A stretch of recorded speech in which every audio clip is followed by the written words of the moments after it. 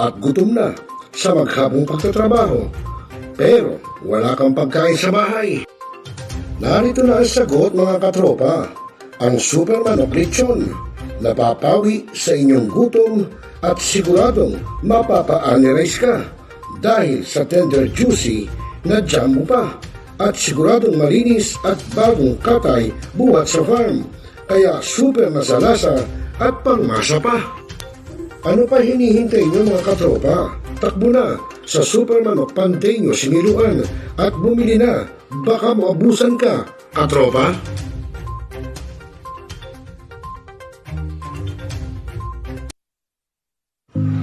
Mga katropa, masarap at de kalidad na merienda ba para sa mga double cuts ang gusto nyo? Kung gayon, narito ang saktong presyo at de kalidad na sarap. Ang Jugnos Master Pizza, ang pizza ng mga original na double cuts. Ika na, a delicious snack on a powerful price. Matatagpuan sa Barrel Street, 1550, Makati City. Ano pa hinihintay nyo, mga katropa at mga double cuts? Sumod na, punta na para makita nyo ang Jugnos Master Pizza. Hanap mo ba ay unwind? Binaigting, binalakas, ang bagong news online TV ng bagong milenyo. Millennial Online TV, ang katropa mo sa pagbabalita. Ano ba ang iyong travel goals?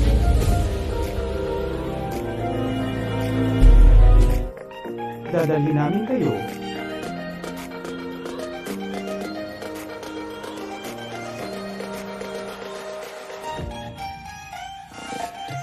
sa unwind ventures at saya.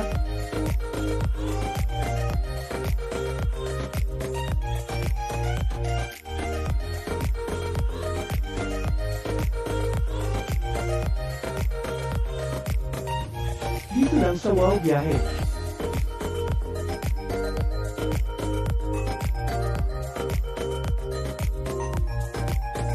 Kaya wow, di ba? Abangan dito lang sa Millennial Online TV. Ngayon, just to continue, Mr. Clyde Teves, the person named in the search warrant, was not around during the implementation of the search. Talakayan. Representative. Opinion.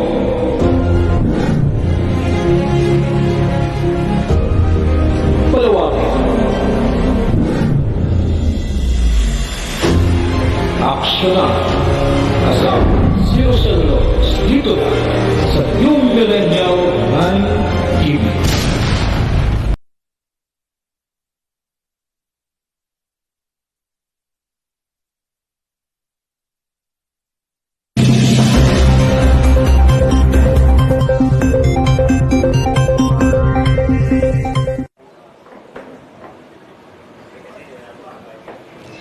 Magandang tanghali sa ating mga kababayan. Narito ang latest kay Bagyong Egay ngayon pong alas 11 ng umaga mula dito sa Pag-asa Weather Forecasting Center.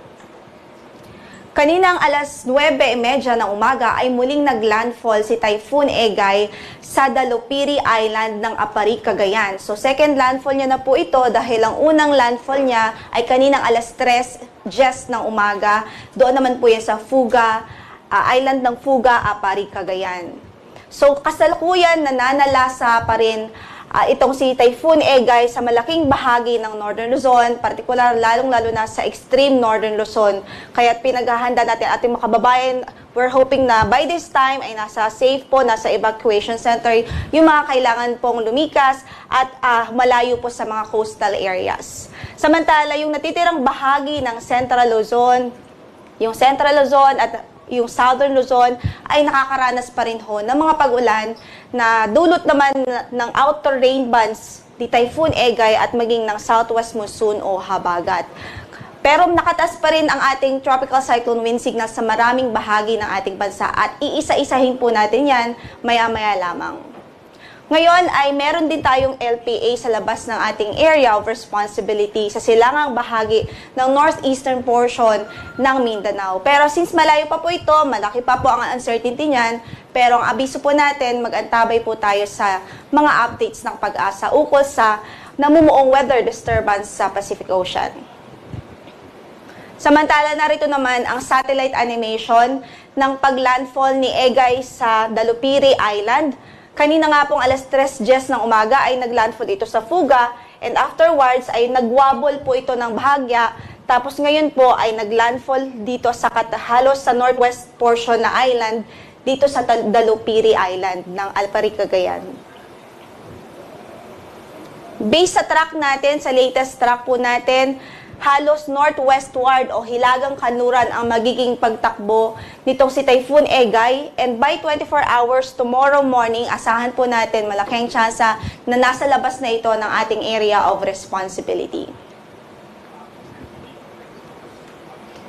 Bukas, inaasahan natin ang mata ni Egay ay nasa layo na po ng 260 kilometers west-northwest ng Itbayat, Batanes, habang sa 48 hours ay nasa 655 kilometers west-northwest ng Itbayat, Batanes, o nasa labas na po ng ating area of responsibility at nasa southeastern part ng China.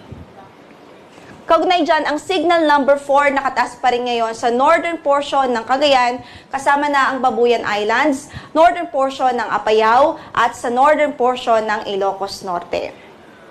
Signal number 3 naman ang nakataas sa Batanes, rest of Cagayan, rest of Apayao, northern portion of Kalinga, the northern portion of Abra, rest of Ilocos Norte, northern portion of Ilocos Sur. Signal number 2 naman sa Isabela, rest of Kalinga, Mountain Province, Ifugao, Benguet, rest of Abra, rest of Ilocos Sur, La Union, northern and western portions ng Pangasinan. Signal number 1 pa rin ang nakataas sa Aurora, Quirino, Nueva Vizcaya, rest of Pangasinan, sa Nueva Ecija, Tarlac, Zambales, Pampanga, Bulacan at maging sa Bataan. Signal number 1 din sa Metro Manila, Rizal, Cavite, Laguna, northern portion ng Batangas, northern at central portion ng Quezon kasama ng Polillo Islands, Camarines Norte, northern portion ng Camarines Sur at northern portion ng Catanduanes. Samantala, posible pa rin ang storm surge dahil nga sa presence nitong si Typhoon Egay dito sa coastal areas ng northern Luzon, particular ho sa coastal areas ng Batanes, Cagayan kasama na ang Babuyan Islands, at sa Ilocos Norte at portions ng Isabela at ng Ilocos Sur. Ito pong mga red-shaded na coastal areas, yan po yung posible ang more than 3 meters height of storm surge. Kaya't patuloy natin pinag-iingat ang ating mga kababayan at hindi po paaaring magstay malalapit sa coastal areas.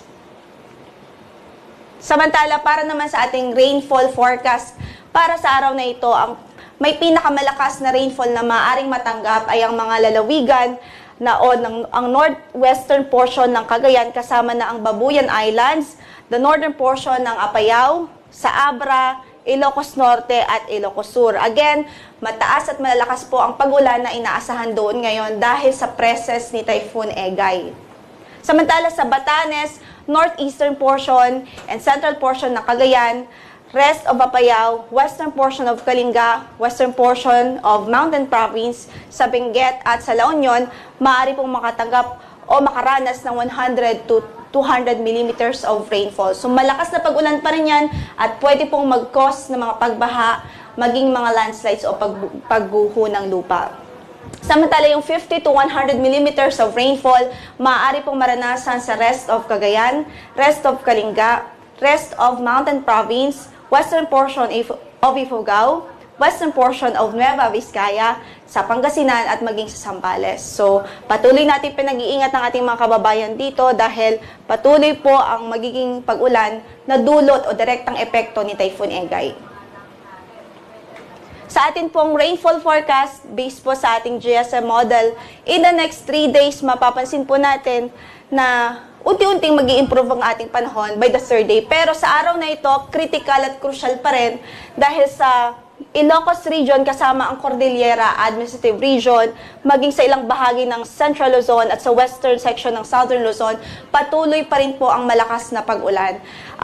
Itong Northern Luzon, particular sa Ilocos Region at CAR, ay dahil po yan sa direktang epekto ni Egay, kasama na rin ang western section ng Central Luzon. Pero dito po sa Occidental Mindoro, Batangas, Cavite, maging dito sa Metro Manila, yung maulap na papawirin natin na may mga posibilidad ng pagulan ay dahil po yan sa habagat o southwest monsoon. Samantala bukas, expect pa rin natin, may mga pag-ulan pa rin tayong aasahan, mga moderate to at times heavy rains dito po sa Bataan, Zambales, lalong-lalo na rin po dito sa Occidental Mindoro. So kung mapapansin natin ngayon hanggang bukas, mataas pa rin ang pag-ulang inaasahan natin sa Occidental Mindoro. Kaya't patuloy natin pinag-iingat ang mga kababayan doon, lalong-lalo sa mga low-lying areas. Dahil ilang araw na rin po tayo inuulan dito, dahil nga yan sa southwest monsoon o habagat. Then sa natitirang bahagi ng Ilocos Region, may mga light to moderate rains pa rin tayo inaasahan hanggang bukas. Then by third day, ay bagyang nag-improve ng ating weather dito sa Cagayan Valley, sa Cordillera Administrative Region, maging sa malaking bahagi ng Ilocos Norte. Pero yung western section ng Central Luzon ay makakaranas pa rin ho ng moderate to heavy rains by Friday ho yan. Kasama na yung Occidental Mindoro kung saan ay makakaranas ng mahina hanggang sa katamtamang mga pag-ulan pa rin. Nakataas din ang ating gale warning sa malaking bahagi ng ating bansa.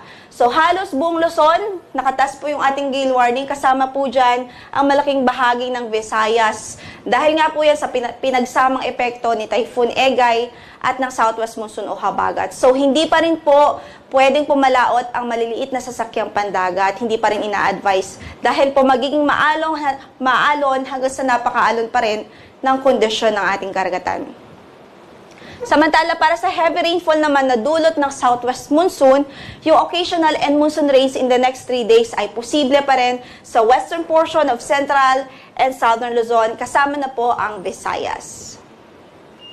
And again, patuloy at lagi nating pinapaalala sa ating mga kababayan, ang flooding o yung mga pagbaha at yung mga landslides o pagguho ng lupa ay posible, lalong-lalo na sa areas na highly susceptible to this hazard na na-identify po natin sa hazard maps and in localities that experience considerable amounts of rainfall over the past several days. So yan lamang po ang latest mula dito sa Pag-asa.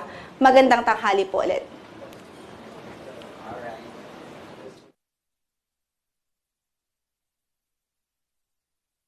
And this is a very special Pandesal forum because the experts here on stage are the reasons also we have started Pandesal Forum.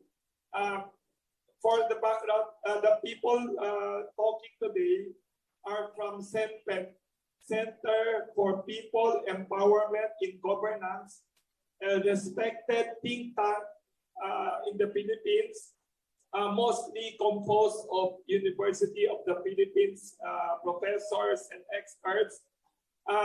For a short background there, in 2015, they spoke here 2 times to analyze the election surveys 2 times. And after their talk, a few weeks later, 2 famous candidates called up to speak here. Then Vice President Jojo Binay, who was #1 in the surveys, and soon after him, Senator Bongbong Marcos called also to speak here, and then all the other candidates. So we always support CENPEG and admire them.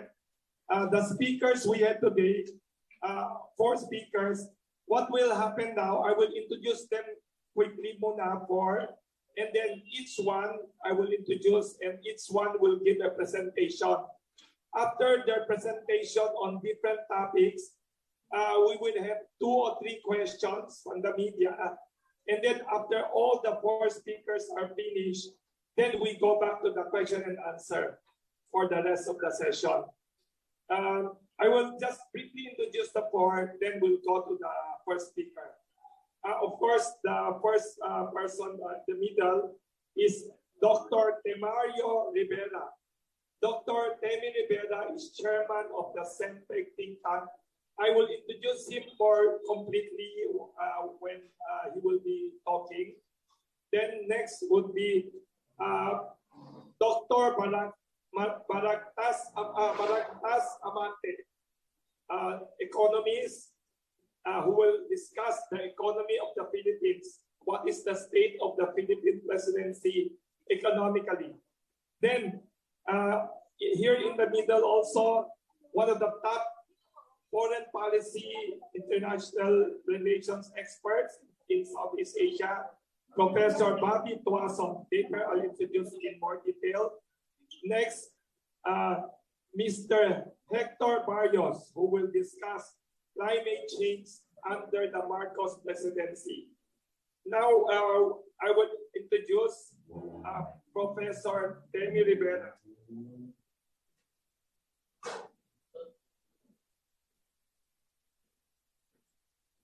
Ayos tayo. Ayos po.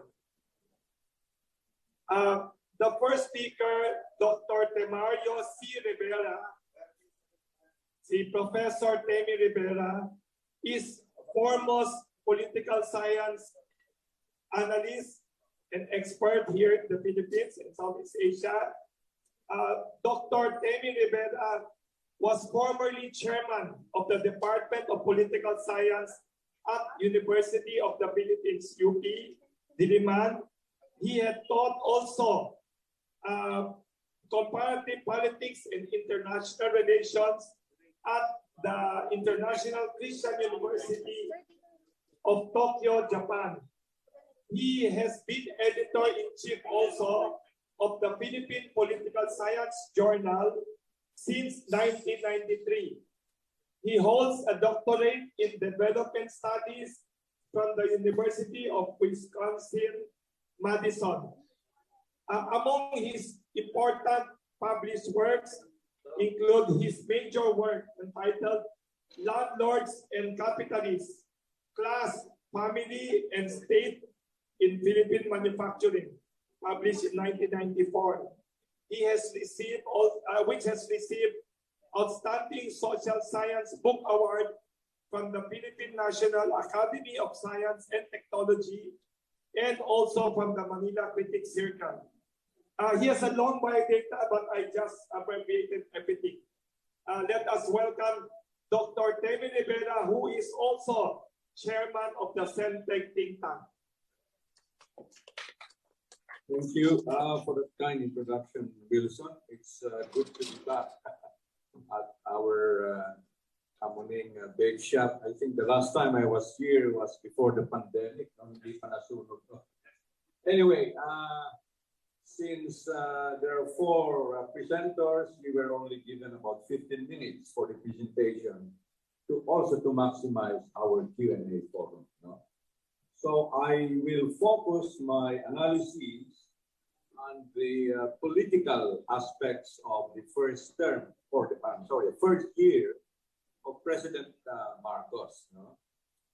And while officially this is a state of the presidency analysis, we also know that we cannot isolate the president from at least 2 very important factors, which would of course include the strength of state institutions and of course the response by the overall civil society. No? And so on the basis of this framework, let me now go into an analysis, at least of the first term of the president. Can we go to the next slide, please? Next slide. So yan yung framework natin. No? The presidency representing the political leadership, the state of key state institutions, right? Including the key executive agencies and also Congress and even the judiciary. And finally, the level of social participation or unity. How successful was President Marcos in providing the dynamics that would make all of these three key components function effectively. Okay, next slide. So, okay. So, if we examine the first year of President Marcos, I think these are some of the key features that will emerge. You know? Obviously, President Marcos has really been fixated, strongly fixated on rebranding the family image. You know? And among the concrete examples of these are his attempt, not just attempt, but he has actually done this, to revive many of the projects associated with his father, including failed projects such as Masagana 99, Kadiwa, and now there is even an attempt to rebrand the old image. It is now referred to as Bagong Pilipinas. As I said, I cannot go into a lot of details, but you can ask for those during the Q&A. So yun ang unang matingkad, no? Rebranding of the family image. Secondly, because Marcos from the very start has always tried to negotiate a careful balance between, on the one hand, the legacy of his father, and on the other hand, the Duterte legacy. For the simple reason that he owes also a lot of his victory to the support of the Duterte family. No, he could not have won without the support of the Duterte partisans, especially the Mindanao votes. No, but that kind of conflict and tension has therefore resulted in a very conflicted response to the Duterte legacy, and the ultimate test of that, of course, is his inability or unwillingness to present a more decisive rejection or repudiation, at least of the worst abuses committed during the Duterte administration. I'm referring to the massive extrajudicial killings that took place under President Duterte. Third, at least again during his first year, we saw a lack of urgency in addressing many of the most urgent issues, especially in light of the pandemic. Alam na natin yung nangyari. No? It took him almost a year before he can appoint a full-time secretary to the very critical Department of Health, and also with the Department of National Defense. This took place only after a little over a year. And up to now, more than a year, another very critical sector, agriculture, still lacks a full-time secretary. No? So why is this the case? These are the most urgent concerns that any president should address, especially in light of the past pandemic. Together with those, of course, we would have expected a more decisive response to equally important issues like, of course, the inflation and employment, among others. Fourth, another characteristic of the regime of the Marcos presidency is the appointment of new and old cronies. I call them recycled cronies. You know? But also a much stronger dynastic presence, especially in Congress. Now, in principle, there's nothing wrong, of course, in appointing technocrats. You know? What Marcos Jr. did was really to take a page literally out of his father's approach to governance by appointing many of the most experienced technocrats, you know, including the likes of Jokno, Palisata, and the others associated with other presidents, particularly the presidency of GMA. You know? Now, I think, again, we cannot go into a lot of details, but I think the technocrats failed their most critical test during the first year of the presidency. And this is by fully supporting and endorsing the Maharlika Investment Fund. This is the first major test that I think they have failed, because we all know from all independent concerned sectors, those who are not partisan, they have all agreed that there is no sound economic or even political basis for creating a Maharlika Investment Fund, especially when we are in a situation where we have no surplus funds to begin with, where we do not have a clear track record of administering such a huge fund, because this will be managed, whether we like it or not, by presidential appointees. The record of Bongbong Marcos himself does not provide any confidence about their ability to address corruption issues. Well, no less than the president himself has been linked with all kinds of corruption cases in the past. Dynastic presence, we already know. The most stark illustration of that is Congress, especially the lower house, where no less than the first cousin, Speaker Romualdez, and his son, Representative Sandro Fernandez, are really the real leaders in the lower house right now. And the Senate is also dominated by close dynastic allies of the president. So, hindi ko na babanggitin yung mga pangalan, alam nyo na yan. No?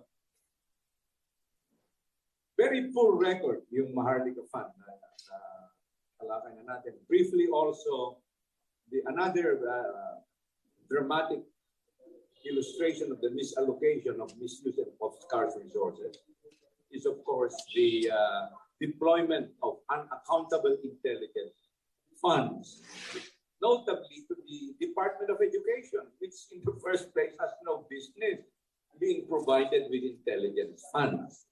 I think this is the first time in the history of the Department of Education that they have been provided millions of unaccountable intelligence funds. And finally, the Marcos administration is now also facing early signs of disunity in the coalition, marked, of course, by the incident whereby former President Gloria Macapagal Arroyo was demoted, no? And we all know that Gloria Macapagal Arroyo is a big political player in her own right. And the surprising thing is this unity has occurred in the very first year of the administration, I think, which does not bode well, no, for the succeeding years in terms of governance issues. Okay. Now, let's move on to another critical aspect of governance, which is the state of our institutions. Are they strong? Are they weak? Because even if you have a very well-prepared president, without the support of critical institutions, the president can do little, cannot function very well. And so these are some of the concerns that I would have thought the president would have devoted a little more time and urgency. Professionalizing our civilian and military bureaucracies. No? We all know what has happened with the PNP. The PNP, as we all know, has been hit by possibly the largest scam because, again, without going into the details, very briefly, we now know that numerous high-ranking PNP generals, including generals, were involved in this Shabu scam, where almost a ton of drugs, were secretly controlled by the same cabal, and who knows what would happen if this had not been discovered earlier. Of course, we know that an investigation has been conducted, but no decisive decision has been reached so far, especially about this leading generals. Now, that is corruption in its worst sense, because the PNP is the immediate link of the national government to all local government units, to all local communities. If that institution is broken, you can imagine how governance will proceed. Our civilian bureaucracy has long faced a severe problem of corruption and absorptive capacity. And we all know the problem. I cannot think of any decisive measure that have been pursued to address these problems of corruption. Low absorptive capacity, another major problem of our civilian bureaucracies. It is simply irrational. Binibigyan ka ng napakalaking pondo, you end up not spending all of it, whereas they could have used it for very urgent social needs of the people. Of course, that also immediately links with the corruption problem, because if you have so much unspent funds, a lot of it has also ended, unfortunately, in corruption. And as we all know, because of all of these problems, we continue to do very badly in many of the metrics for development in the world, including the World Corruption Competitiveness Index, the Transparency International Corruption Index, among others. Finally, we also all know that the rallying slogan of the Marcos campaign was to promote unity, the unity call. So what was the rhetoric all about, and what is the reality? I think the best response to evaluating that is what has been done to address the most serious problem of disunity that we have, that we continue to face, also in light of the past administration. Ito, yung continuing state repression of basic civil and human rights. Again, I will not go into details for a lot of time, but we all know that is a continuing serious problem. And just yesterday, the ICC, the International Criminal Court, has come out with a major decision rejecting the government's appeal to suspend further investigations. Now, we can go into the details later. So, if Marcos had been more serious about it, I think he could have done something, at least signaling to do something about the NTF-LCAC, the National Task Force to end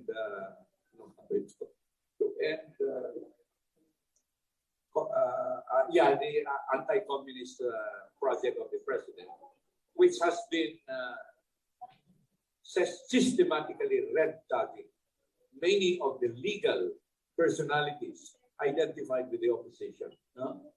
Something has to be done. The NTF-LCAC can be easily abolished by the president himself, because it's not a law. It was created by an executive order. The Anti-Terrorism Act has also been weaponized to legitimize all of this systematic state suppression of basic rights.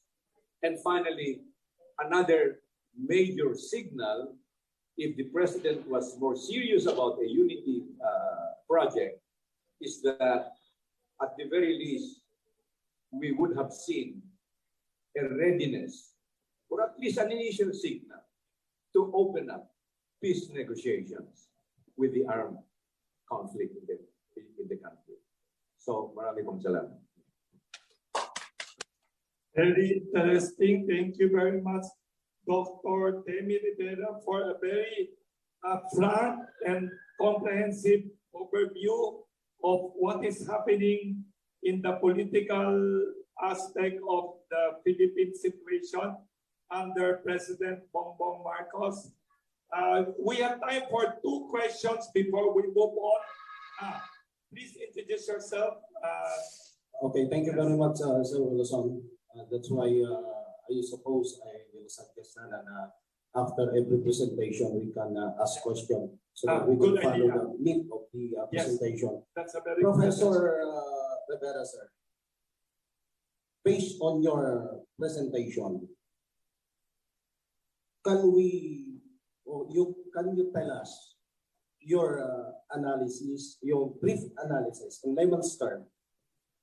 What is the true state of the nation under President Ferdinand Marcos Jr. in his first term? English. Can you summarize what is the true state of the nation now? Summarize that. Microphone, please. The state of the nation, at least during his first year, ang ginamit ko yatang term is opportunistic flexibility. No? In contrast to a term that we normally would use to refer to a more transformative leadership, which is principled flexibility. Now, flexibility is a virtue for any kind of leadership because a good leader has to be flexible.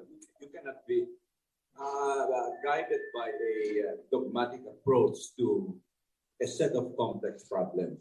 But it must still be anchored, on a principle that is biased in favor of the people themselves. Kaya nga may pagka-opportunistic dahil wala yung commitment na yun. That's why I called it opportunistic flexibility. So why is that the case? Well, I provided the details. Okay, Professor, one more question.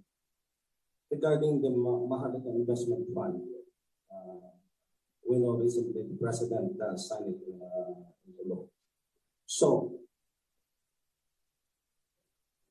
according to the administration, that's why he rushed the approval of the MIF. Kasi yun yung tinitignan nila na way that so that we can recover from the effect of the COVID-19 pandemic. So, how do you respond with Malacanang rationale? My colleague, Dr. Amante, will go into further details. But very briefly, from a political angle, yung sovereign fund kasi, if we examine the actual empirical record in other countries na nagsucceed dito, first, they were using surplus funds. In our case, we are using precious resources drawn from Land Bank, from the Development Bank of the Philippines, dividends from the Bangko Sentral, at a time na kailangan natin itong mga scant resources na ito. In other words, there are more urgent reasons na pwedeng magamit itong pondo na ito. Now, why will we risk it in an untested project because it's already been approved? Untested because many of our independent observers all agree that there is no sound basis for approving a Maharlika Investment Fund. Economically and politically, it is extremely difficult to defend the rationale behind the Maharlika Investment Fund. Okay, Professor, one last point on my part regarding the performance of the Congress. According to you, very poor yung kanilang rating with regards to the priority measures or bills of the President. But the Speaker himself is bragging that 33 out of 42 priority measures that was agreed during the lead-up meeting was passed by the first regular session of the Congress. Again, in our political system, you need the approval of both houses of Congress. So even assuming that the claim of Speaker Romualdez is true, the fact that they have not been approved by the other house means that it's not yet a formal law. Kasi nga, can you imagine how many days were spent and lost in discussing the Maharlika Investment Fund, no? Which to begin with was not part of the original priority bills of the President.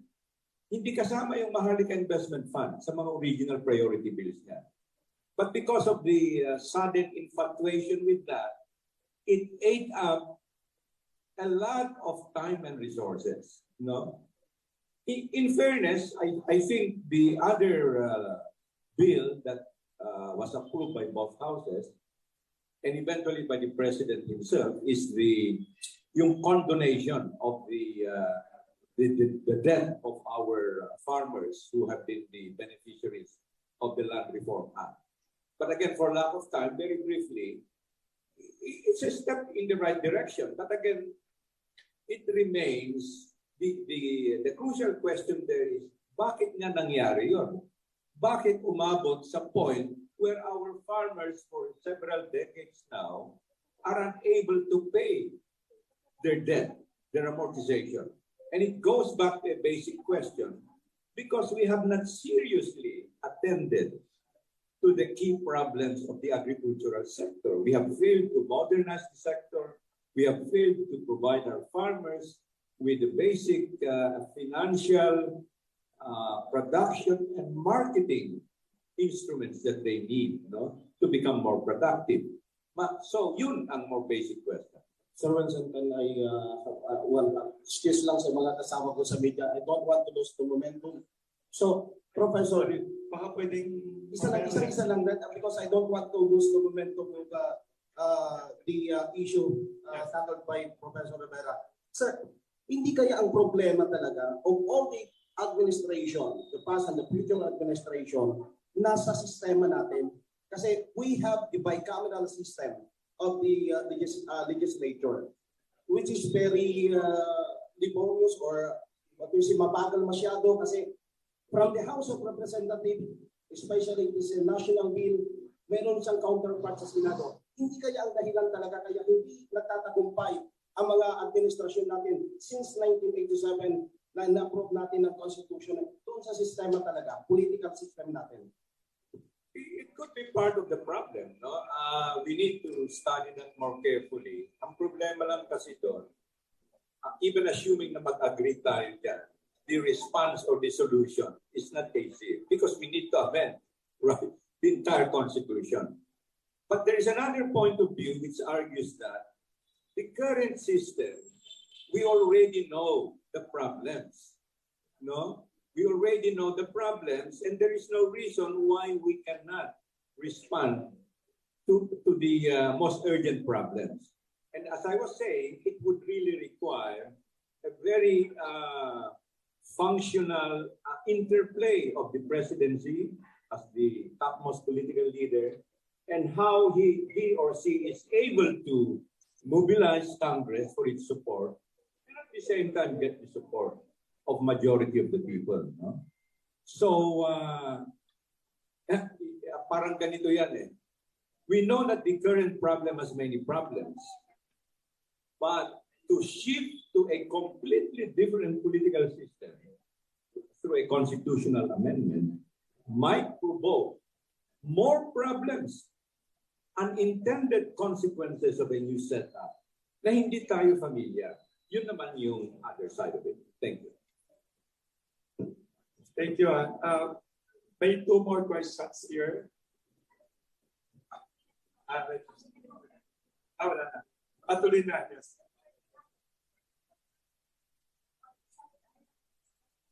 Si Jackson, magsalita mo na lang lahat before. Yes, para kasi sa Jackson. Oo. Magsalita mo na lahat before questions. Next, we'd like to invite about the Philippine economy naman ngayon. The topic is, what is the state of the Philippine economy after 1 year of the President Bongbong Marcos presidency? The next speaker is Professor Malactas Abante. He is a professor of industrial relations at the University of the Philippines in Diliman, Quezon City. More than 2 decades of research education, work, consultancy in economics, human resources, industrial relations. He was also involved with labor union work as negotiator and officer of all UP Workers Union and many others. He was also master's degree in economics from University of Illinois and many others. He was also formerly dean of the University of the Philippines Labor and Industrial Relations and many others. Let us welcome economist, Professor Dr. Malagtas Amante for his analysis of the Philippine economy. Gandang umaga po. My assignment, economics. Mga numbering ko ito. These are numbers. I know it is just difficult. So, I will have to skip some of the slides with the graphs because it might tire you looking at these numbers, tables. But I'll just highlight. The title is Danger Signals. Dati, mahaba eh. Structural continuity, etc. At the end, danger. So, because sometimes we look at these numbers, yung sinabi ni President last year, so ito yung mga key numbers na binanggit niya and nobody paid attention really. I don't know kung ma-highlight natin ito sa ating mga headlines. So the President, of course, it's always positive. I mean, you have to be President, you have to be positive, you have to be optimistic, you have to set the direction. And sometimes you listen to conflicting opinions of your experts or advisors. So he promised 6% or 7% growth. So anong ibig sabihin niyan? So, nagawa na ba yan? Well, 1 year. So tingnan natin. Kasi 2028 na naman yung promise. I'm not sure you could consider yung plane. Masyadong maliit yan. I'm looking at my own slides. For the benefit of everyone, parang meron akong 1 page sa mga key points. But I should stop talking in 8 or 10 minutes. So, nangako ko si President ng 6% growth. So, ano ngayon? Sa first quarter, 6.4 naman. But you see, GDP yan.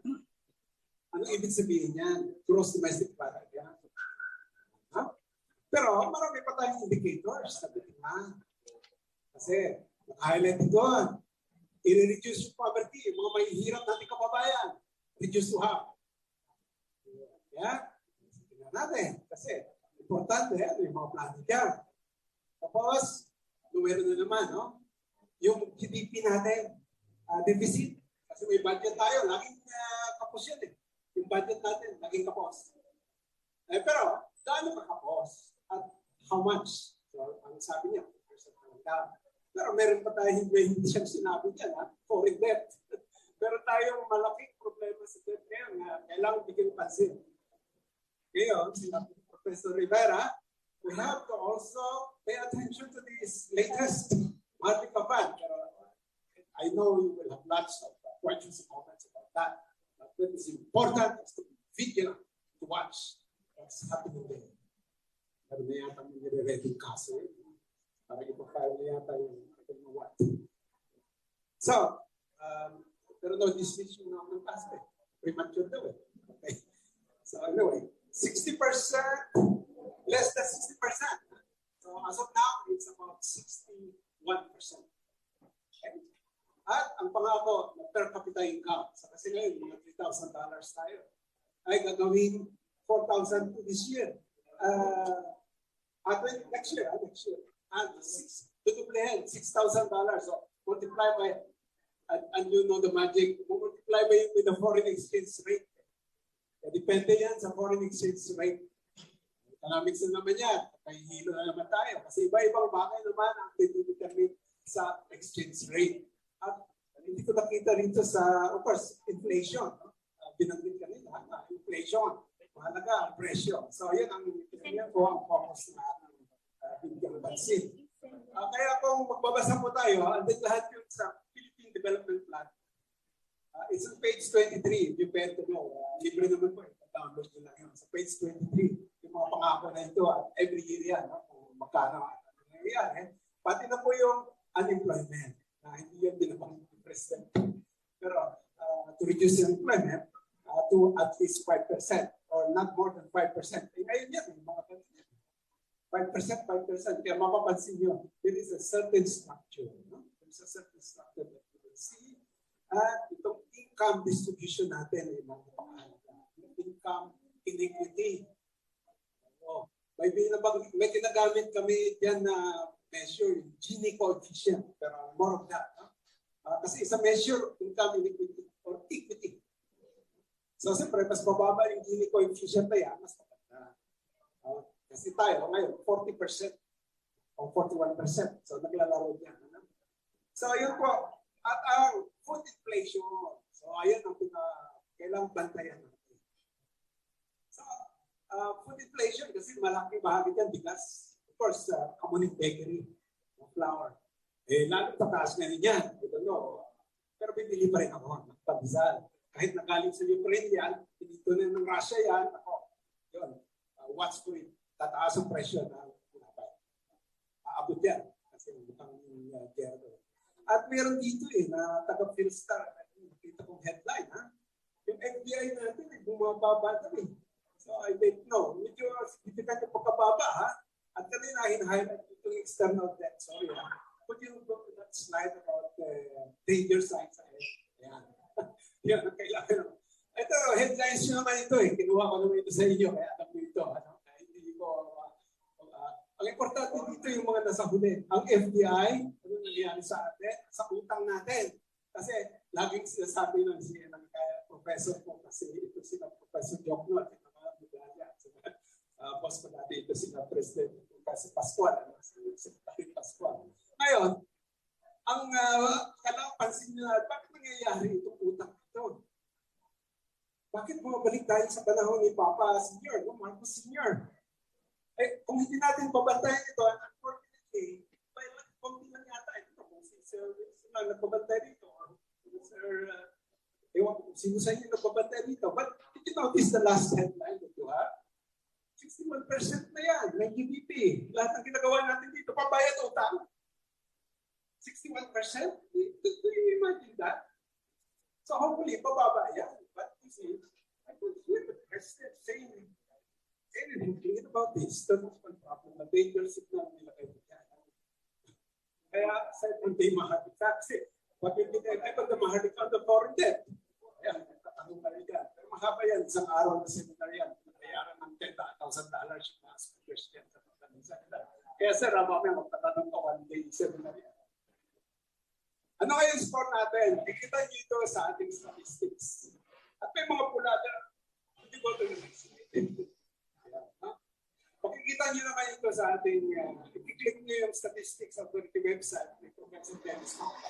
Ito makikita nyo. This is the website. Professor said, sorry, I have to speak in Tagalog. I gave a summary, but I could have a separate session with you later on. I have one foreign guest here from China. So, may pula ko dyan, no? Kita nyo yan, trade. Pero magaganda yung iba. Napansin pa kayo dyan sa GDP. Bakit GDP 6.4? At yung GNI, ano ba yung GNI? Yan ang national income. Hiwalay ba yan, ha? Pero mas mataas yan. Alam nyo ba kung bakit? Kasi that is equal to the gross national product. Kasi GDP, yan ang ginagawa ng dito. That is the one. The OFW income natin, wala yan sa GDP. Kasi nasa labas yun, Saudi, etc. Kaya idagdag mo yan, yung mga remittances na yan, kaya ganun talaki yan. Pero mo, now of course you're happy. But to me, I said danger there. Delikado to. I mean, we're too dependent on that. For our GNP. Let me see a danger there. Kaya we have been looking at this. This is not the 15th SOP. Kailan ma-highlight ito? Well, that's why I have to say something very loud and clear about this. Bantayan natin ito.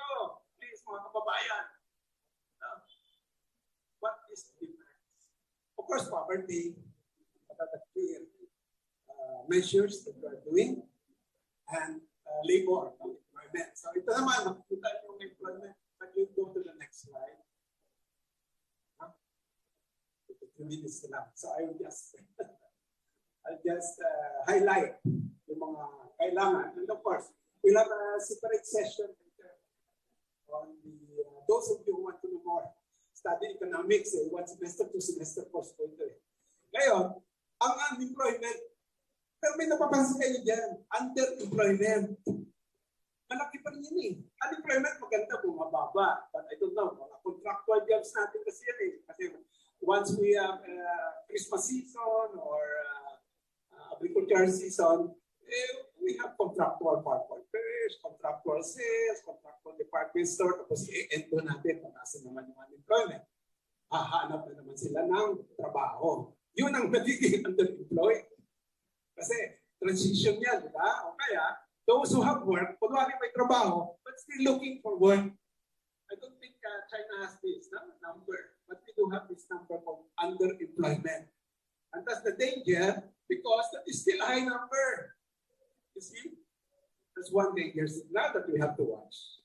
Okay? And, of course, everybody happy, or I don't know if you're happy, your wages was increased by 50 pesos. So Mr. Wilson has to increase his wages by 40 pesos. So are you happy? Of course, Mr. Wilson, I don't know, I hope he's also happy, but the other regions here from Manila, how about the other regions in the meantime? And you see the gap. Go to the next slide, yung wages. Ito maganda mga numero. Of course, Manila is now 610. Pero tingnan mo sa ibang region, ibaba pa rin. So yun pa rin ang ating structural continuity na problema. Kailangan pansinin natin yan. Paano yan? I thought the law 30 years ago was to reduce these income gaps and disparities. So what do you do with that law? We continue with that law. So it's still the regional wage boards fixing it. Sila ang mga makapangyarihan din sa mga region. Sila magtataas ng yung sweldo sa mga at take down. So yun po ang kailangan bigyan natin ng pansin because that's getting worse because that's very important for our income distribution. Dapat natin. So siguro I'll stop here by just showing you the next graph. I still have more than 10 slides, pero ito na muna because I know kailangan pag-aralan yan. Ito makikita niyo yung growth pattern. Ito COVID bumagsak. You see? But very clear. Yun naman ang maganda sa mga Pilipino. Naka-recover tayo. 100% pa nga. Pero you see, the danger there is, it's flat now at medyo bumababa ngayon. Kaya saan papunta yun? And that is very important dito sa ating mga targets. No? Skip ko na itong iba kasi mga struktura ito. Ito, I think when you go to slide number 12, skip na natin sa slide number 12. Ito yung inflation na binabantayan natin. Saan pupunta itong inflation? Ang mahalaga po ito, yung dulo kung saan pupunta. Parang bumababa, no? 6.6. Pero you see, the line has been going up since 2022 last year. So, posible ba yan ang mababa yan? Kasi yung food inflation natin, yung importante, yung tinapay, yung bakery, yung mga onions, yung mga garlic queens, andyan pa rin. Sarap pa na maging onion queen at garlic queen. O yan, narinig yun, nakikita ko ito sa hearing doon. Nagalitan sila ni Senator Vivier at Silva. Yung onion queens doon. Andiyan pa rin wala. Wala pa rin ako kulang dyan. Andiyan pa rin ako sa Selker, sa DA. Papunta-punta sila, makikita mo kayo dyan. Diyan sila nagka-transaction actually dati sa Selker. Napansin ko yun. Pupunto nila yung narinig kong usapan sa kabila. Anyway, cartel siya still there, the smuggler siya still there. The oligopolies in the vegetables, rice, sugar. We still have to import. Bantayan natin yung sugar na yun. Wala talaga. Yung rice niya. So, I stop here because I think it's important. Ang sabi ko dito, I think it was just distribute my one-page summary. Sabi ko po rito, danger signals, poverty reduction. Kailang bantayan yan. Ano ba talaga yung target natin na GD coefficient? 40.7%. 2021. Siyempre dapat bumaba. Wala po akong narinig. Anong gagawin doon na? Pulang-pula po yung trade deficit natin. Anong gagawin natin dyan? Because there is still rising tension between the US and China. Our major trading partners are still the US and China. So I have other graphs there to show that. And the deficit is widening with respect to our friend China. Kasi puro lang tayo bananas. We send you pineapples and bananas when we buy you all sorts of things like lato-lato. I don't know if we buy lato-lato from you. But we have a deficit with you. So what, I haven't heard anything clear about that. So yun po ang mga signals. And of course, you could just refer to my page of what's up. Importante po bantayan natin, lalo na po itong mahakita, itong foreign debt, at itong input inflation natin. Lalo po ang pinaka-message ko na dapat bantayan kasi sa zona, sa state of the presidency, yung sabi namin ni Sebi, magtatanong kayo pagkano ang grado namin sa kanya, hindi naman siya estudyante. Kaya, pasado ba ang bagsak, babi na lang po, Sir Rivera at Sir Marius na lang magsasabi. Salamat po.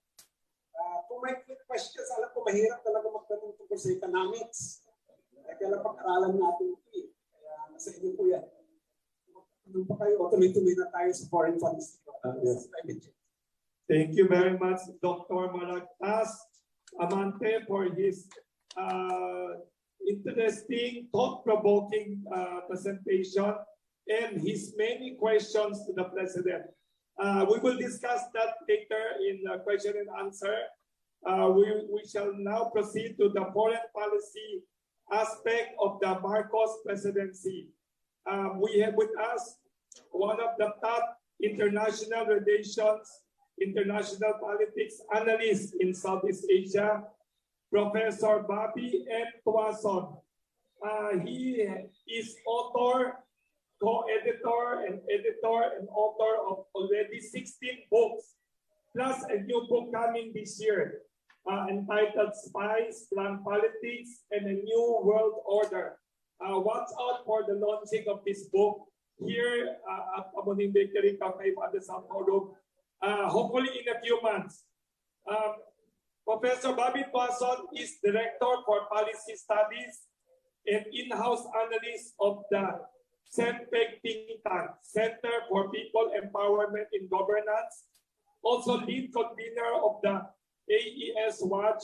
He used to be also former chairman of the Political Science Department of the University of the Philippines, Manila, where he was an award-winning professor multiple times.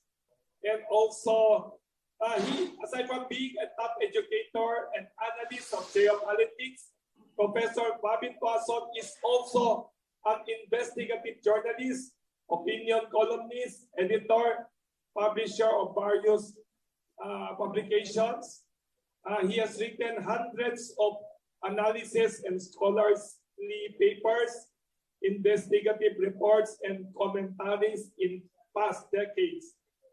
He is resource speaker, lecturer, and also analyst in various national and international forums and conferences, including all over Asia, US, Europe, etc.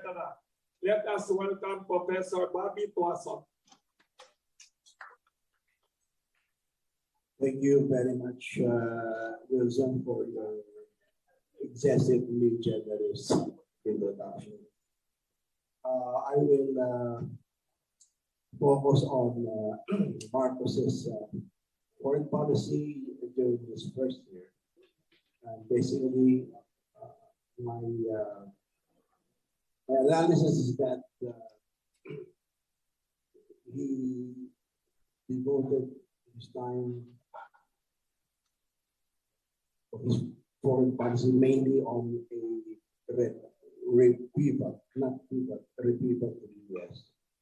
So it is not an independent foreign policy.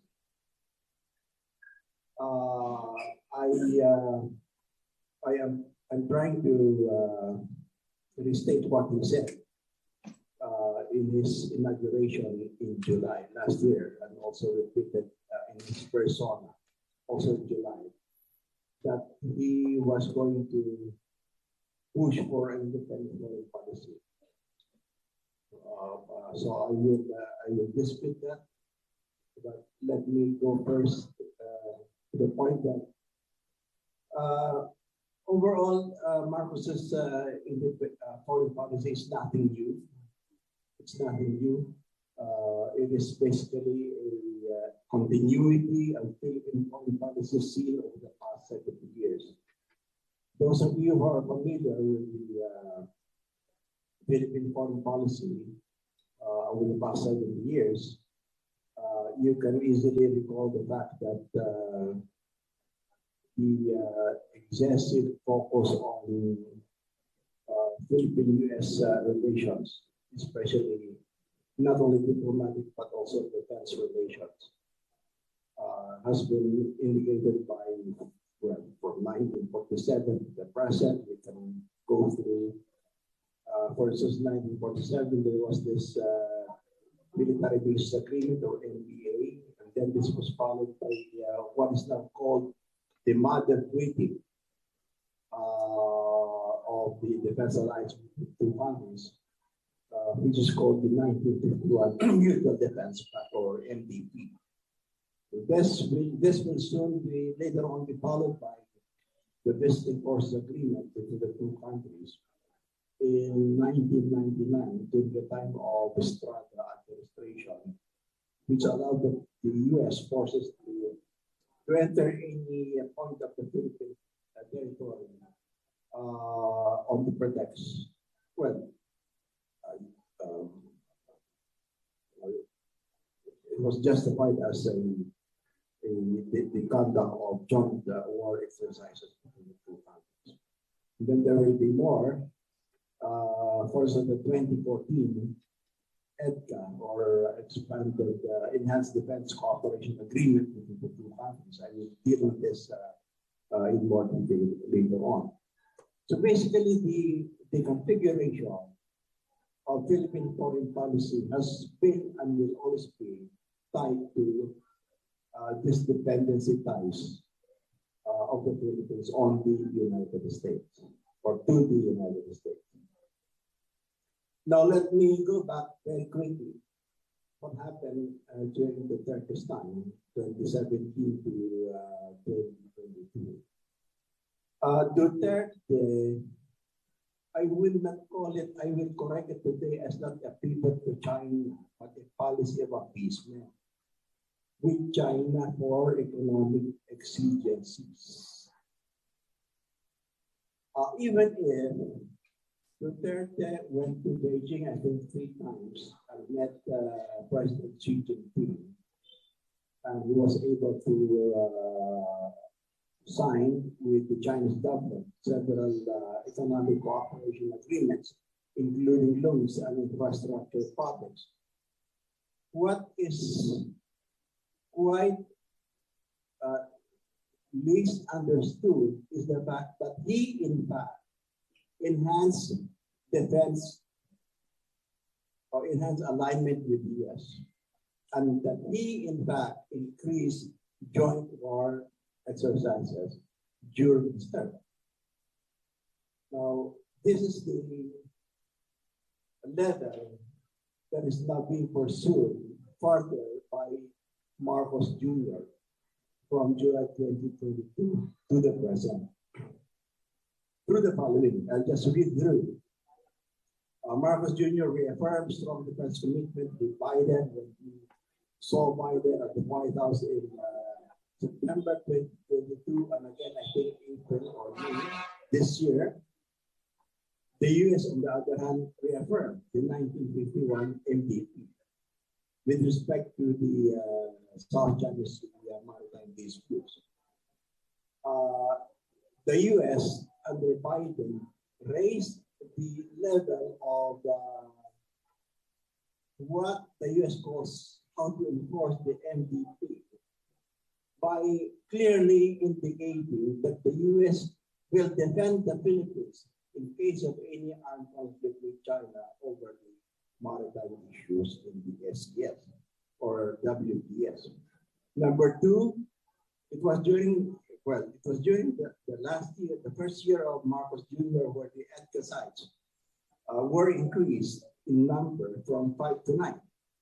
So under Bongbong Marcos, it went up to 4 EDCA locations, including 3 that are geographically proximate to Taiwan, to the Taiwan Straits, where the U.S. has been conducting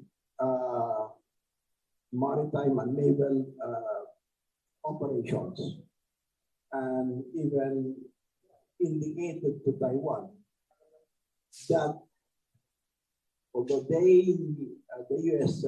denies this, that it will be behind, the U.S. will be behind an independent Taiwan. Then also during the first year, the bilateral defense guidelines was signed or was adopted that called for alliance coordination and interoperability. Now, under Marcos Jr., it became clear that the alliance between the U.S. and the Philippines was to be expanded in terms of joint exercises and also military assistance. I call this the multilateral alliances or hub and spoke, where the U.S.-Philippine relations was expanded to include Japan, Australia. And in fact, early this year, the U.S. and the Philippines undertook their first trilateral coastal exercise together with a third country, Australia. So it is now expanded. Beyond the U.S., Japan, Australia, and I think even South Korea have committed themselves to extend assistance to the Philippines in any tension or armed conflict that we develop in the South China Sea. In addition, Australia has committed the provision of drones, training, and other technologies for Japan for the first time. Redefined or expanded the meaning of its ODA or overseas development assistance to include military aid. So this is the first time which the ODA of Japan is now going into extending military aid in the case of the Philippines. Lastly, the U.S. has over $1 billion in terms of arms sales with the Philippines and committed an additional $100 million for foreign military financing last October. To begin with, this is nothing new. This arms sales and foreign military financing to the Philippines has been happening over the past 7 years and even decades. But it has become more glaring today, especially because Marcos Jr. has visibly and strongly committed the Philippine government's defense alliance with the U.S. That was understood by the U.S., and I think this is very important. That was understood by the U.S. as a defense alliance against China.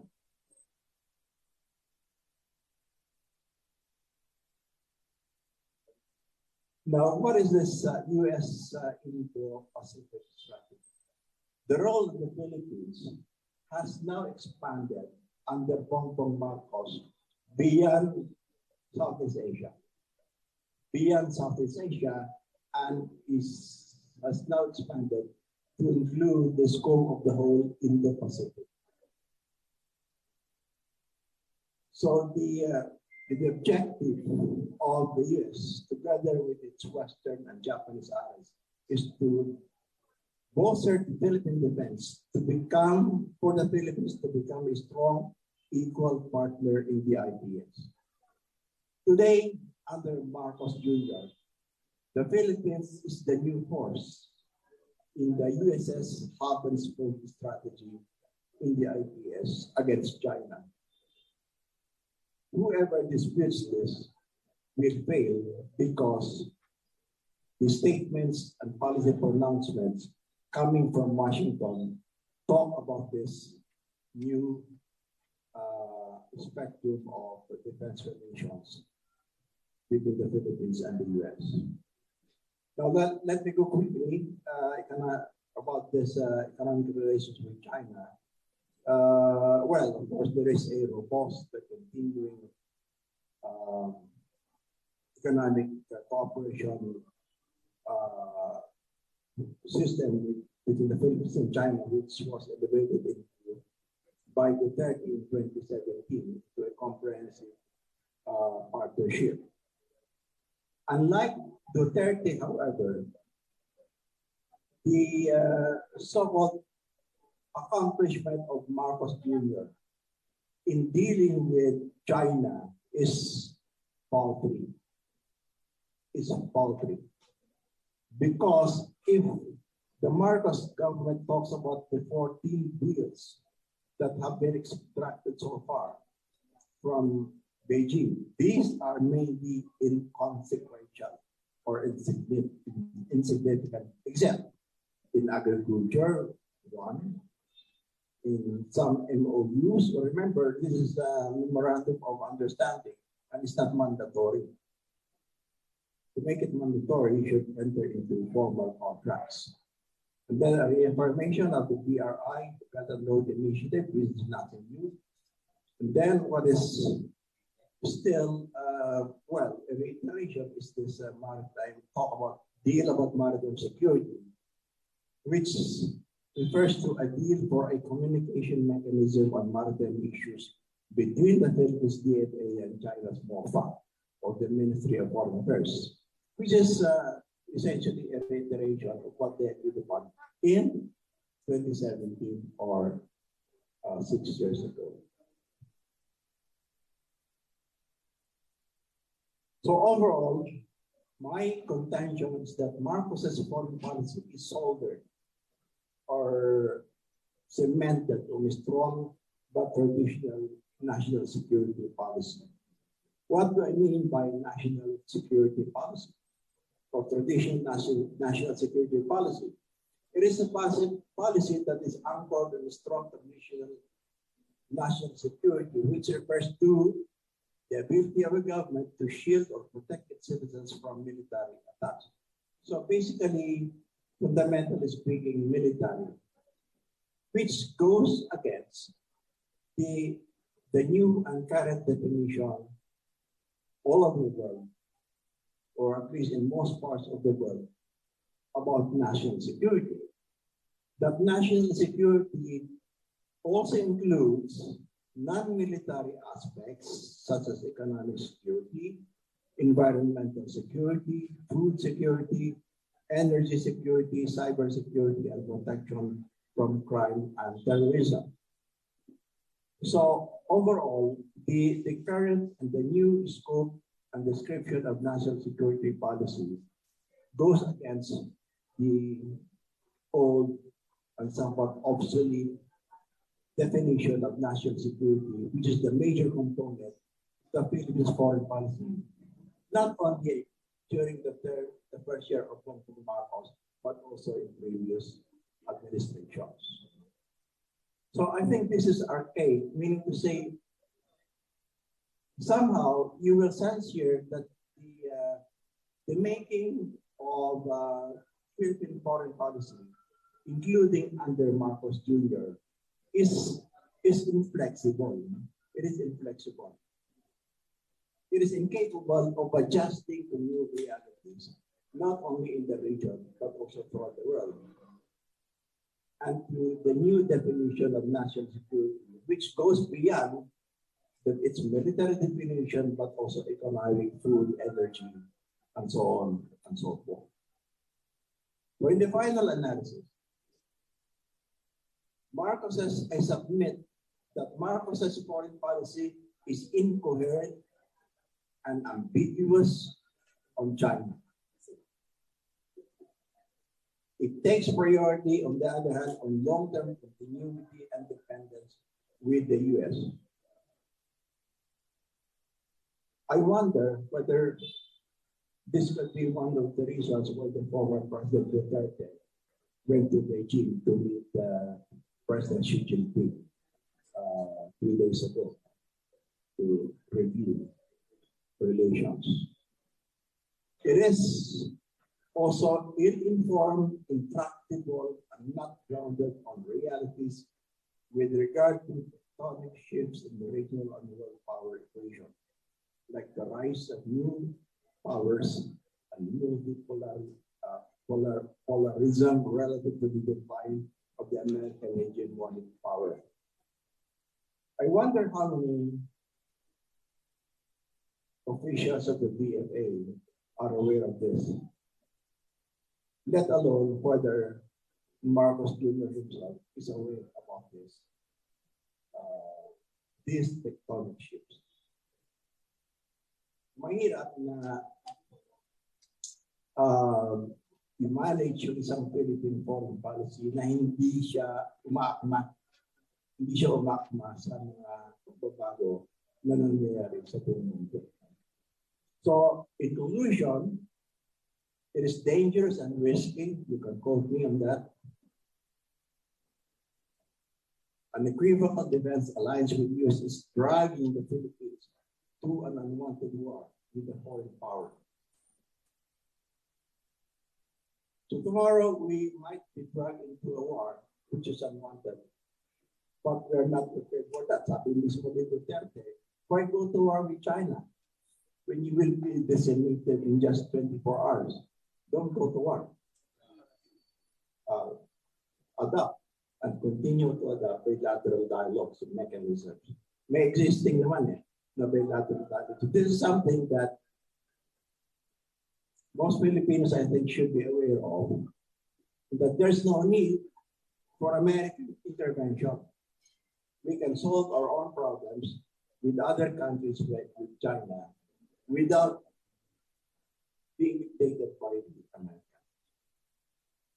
Maraming salamat. Thank you very much, Professor Bobby Tuason, for another very thought-provoking, incisive analysis of Philippine foreign policy under President Bongbong Marcos 1 year and what's happening with Asia and the world now.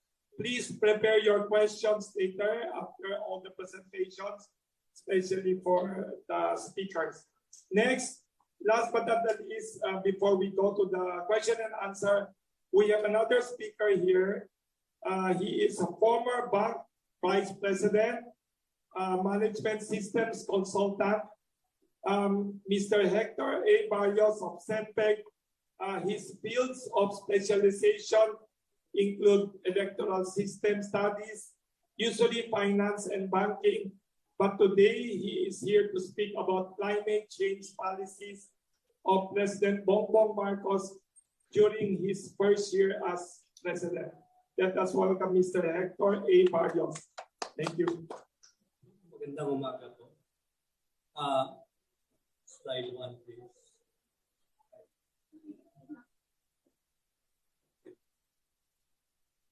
My topic is the Philippine Climate Change Program in the current administration.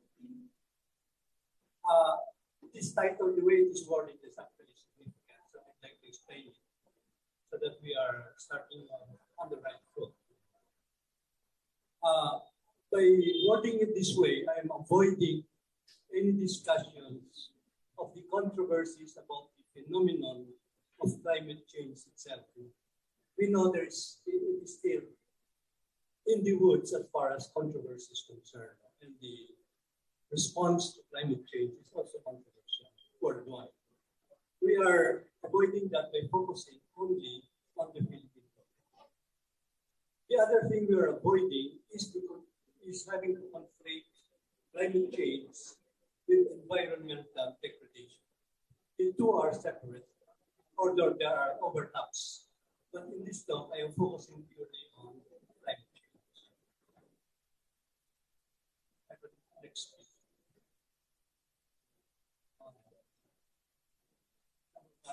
The one before that is okay. first we have an overview. Number one, the climate change problem. Climate change refers to long-term shifts in temperatures and weather patterns mainly caused by human activities, especially the burning of fossil fuels. We are following here the UN definition of climate change. Next slide, please. The world response to the climate change problem. World government leaders have come together for an organized response.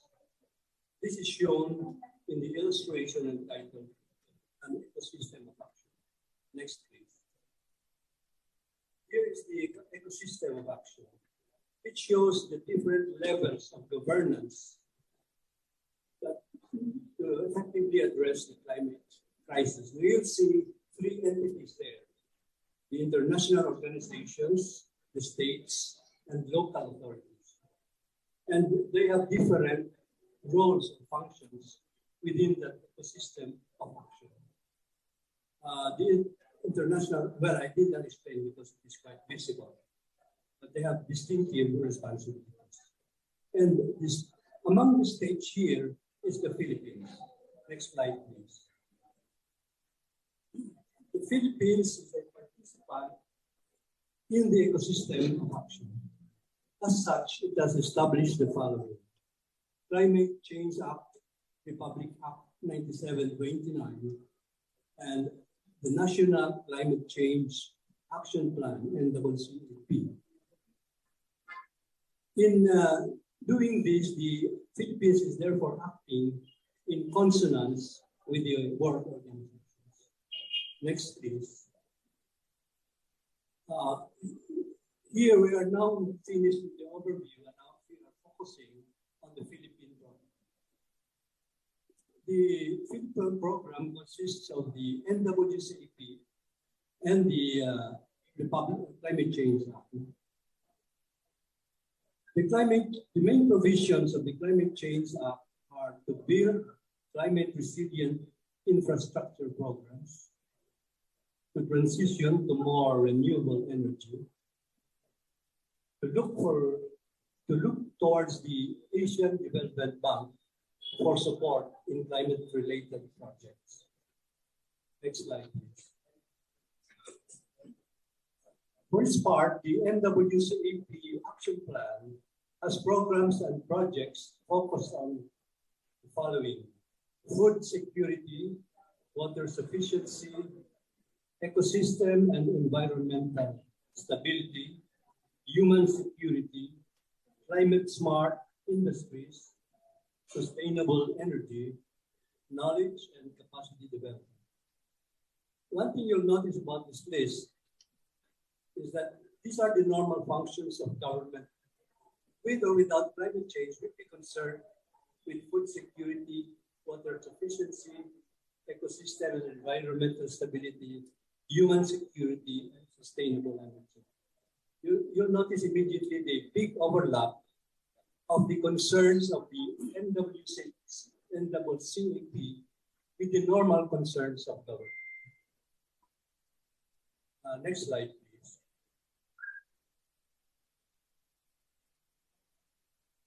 The goals of the climate change program of the Philippines.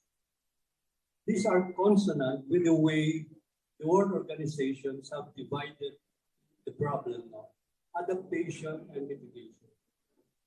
Our adaptation goal is to reduce risk and vulnerability to climate change, strengthen resilience, enhance well-being, and the capacity to anticipate and respond successfully to change.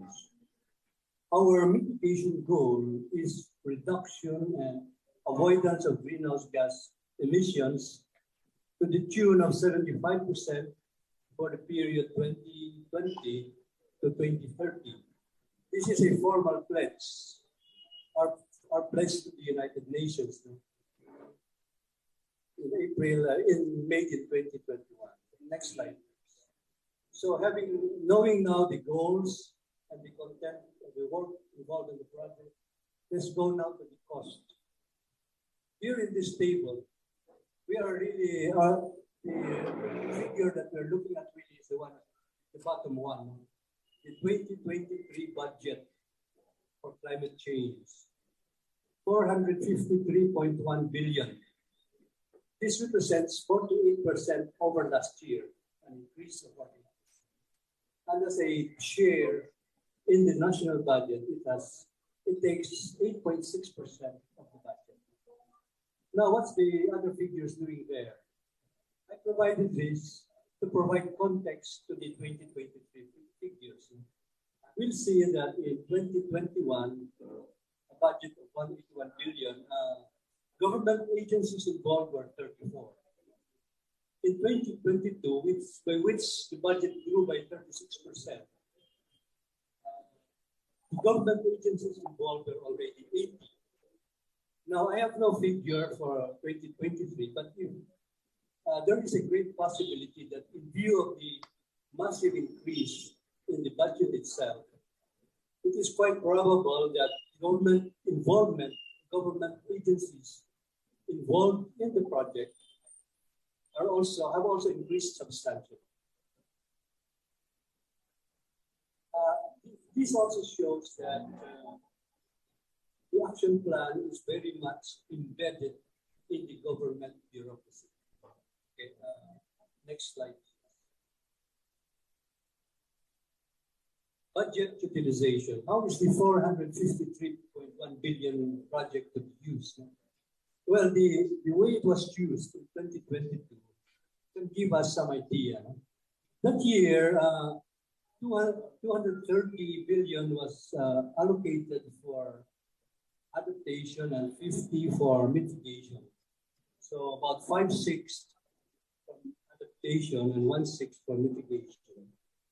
And who were involved here? The allocations were given to the Department of Public Works and Highways. So the significant figure here actually is the 67% share. Next to it was the Department of Transportation, 14%. Then the Department of Agriculture, 11%, and others, the rest 8%. Next slide, please. Now, how conscionable or how ordinate is the budget of 453? We can say that we're not exactly a very poor country. We're rather poor, but not very poor, but we are far from being rich.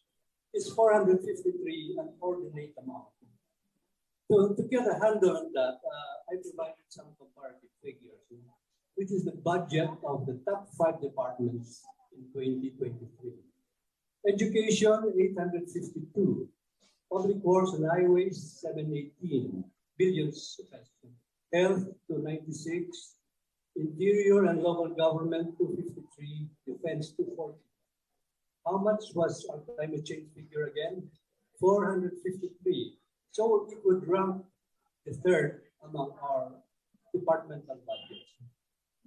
Do you see a department of climate change? There is none. How can we spend the 453? It is embedded in the workings of these departments. So the manner of implementation, in other words, the manner of implementation of the climate change program and budget is by embedding the action plan in the existing departments and agencies of the government. Next slide, please. Now that we have seen the goals, the cost, the way it is implemented, let's now finally go to what has been accomplished so far. On the adaptation goal, no progress report. Excuse the typographical lapse. It should mean no progress report. No progress report showing by how much our risk and vulnerability has been reduced, or by how much our resilience, well-being, and capacity to anticipate and respond to change has been enhanced by spending so much, doing so much. There are so many reports about what they're doing, but if we ask what has been accomplished, I couldn't find anything. Parenthetically, I would like to comment that that's not really strange, because I don't think this is adaptation is measurable. The effectiveness of the measures taken can only be determined over time, not through actual experiences. In other words, we are taking these measures today in the hope that they will be effective when the time comes. We'll only know when they are effective when the big typhoon is hit. Otherwise, we are just guessing or hoping. Next slide, please. As regards the accomplishment on the mitigation goal, likewise, there is no performance report on how much percentage of greenhouse gas emissions has been reduced so far. You'll notice that this is a quantifiable objective. Unlike the adaptation goal, this goal is quantitative and measurable. Therefore, there should be a quantitative progress report. And yet we have none so far. So far, this has been the first part of my presentation, which is really an abbreviated but fairly complete picture of the Philippine climate change program. Now I will proceed to the last part, which is our comments and evaluation. Next slide. Next slide. Comments number 1. The reduction of greenhouse gas emissions should be reported. It is our commitment to the UN and should be quantifiable. If it has not done so yet, the government should allot part of its budget for measuring the percentage of greenhouse gases in our atmosphere. The results will tell us if we are doing the right thing and making progress, or just using up resources for nothing. Number 2, as regards the adaptation goal, the government is awash with plans, projects, activities, all being undertaken by a large number of government entities. Hopefully, they don't run over each other. This multitude of activities is hard to oversee or audit. Misappropriation is very hard to control. In short, in sum, there is a need to devise the adaptation program in a more systematic way. Next slide, please. The last slide. Second to the last slide. Indeed, there is a more systematic way. An adaptation plan that is based on our key climate variables as identified or determined by our scientists. Our key climate variables are rainfall, prevailing winds, which bring typhoons seasonally, and the sea level. They are the key variables that will be affected by climate change. They are measurable. Number 4, the government should get a forecast of these variables from our scientists.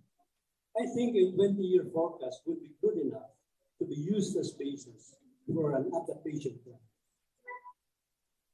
Last slide. For example, if our scientists think that our sea level will rise by so many inches, say 3, 4, 5 inches, then fishing villages as well as coastal towns can be moved up several meters up the shore. Or if monsoon rains will increase by so many inches per year, then the drainage system of the many flood-prone towns, mostly in the western side of our country, which is the pathway of monsoon, this can be shored up and improved with infrastructure. Or if our typhoon season now will have on the average 19 typhoons instead of just 17, which is our historical average, then disaster relief and flood mitigation can be increased accordingly. Finally, I'd like to share, in short, adaptation can be a measured response based on specific indicators identified by our scientists. Thereby, action plans will then be specific. Duties and responsibilities will be specific. And whatever the cost is, it would be well justified. Thank you for hearing. Thank you very much, Mr.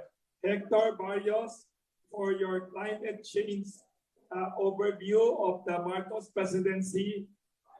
It's not a very popular topic, but very important for our future as a country and as Asia. Now we proceed to the most interesting part, the question and answer part. Before the media would ask questions, I have received 5 questions here. Having 1 question, 5 journalists via Facebook and Zoom and text. How would you rate President Bongbong Marcos as a leader on a scale of 1 to 10 or 1 to 5? And please explain why. They are asking the experts of CENTEC, how do you rate or assess him based on like 1 to 10? Based on politics, good governance, economics, foreign policy, including climate change. Dr. Temi Rivera to speak, chairman of CENTEC. Thank you. Well, actually, we consulted with each other earlier, and on a scale of 1 to 10, we unanimously agreed that we will award President Marcos during his first year a rating of 5, no? Parang pasang-awa. No? Okay. Mainly because we realized that there was a failure on his part to address our most urgent issues. No? So, yun ang overall context. Thank you very much for that sobering rating. It's a good challenge for our government to do better. Ms. Torres, please introduce yourself to the panelists. Yes, thank you. Hello po. Good morning po. Tristan from CNN Philippines. So, siguro po on the foreign policy lang, sir, na kasi may sabi po si Chairman Temi kanina about balancing the Duterte legacy and at the same time as father. But ito po, very recently nakita rin natin yung meeting ni President Duterte with Chinese President Xi Jinping and then the Marcos administration more focusing din sa strength sa US side, sir. So, sa foreign policy, ano po ang direction ba talaga na dapat tignan? Kasi, or ano bang role ang pwedeng gawin ni President Duterte kung meron pa rin po siyang influence dito sa Marcos administration in balancing this ties with China and the US? That's Mr. Tristan Nadalo of CNN. My take on that is that first, I don't think the former president would go to Beijing without being requested from within the Philippines. I can mention 1 or 2 names, but I'd rather that we put that aside.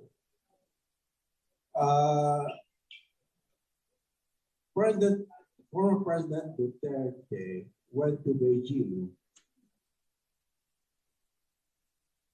just after 1 year of the first year of the term of Marcos Jr. So I think that is something that we should look into.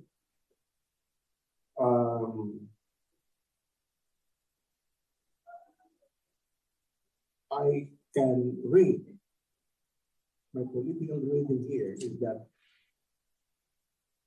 the government of President Xi Jinping is strongly concerned. And I think this was earlier initiated by the former Foreign Minister Wang Yi, who is now the State Chancellor of China. And that obliquely said that the tightening of defense relations between the Philippines and the U.S. under Marcos Jr. is something that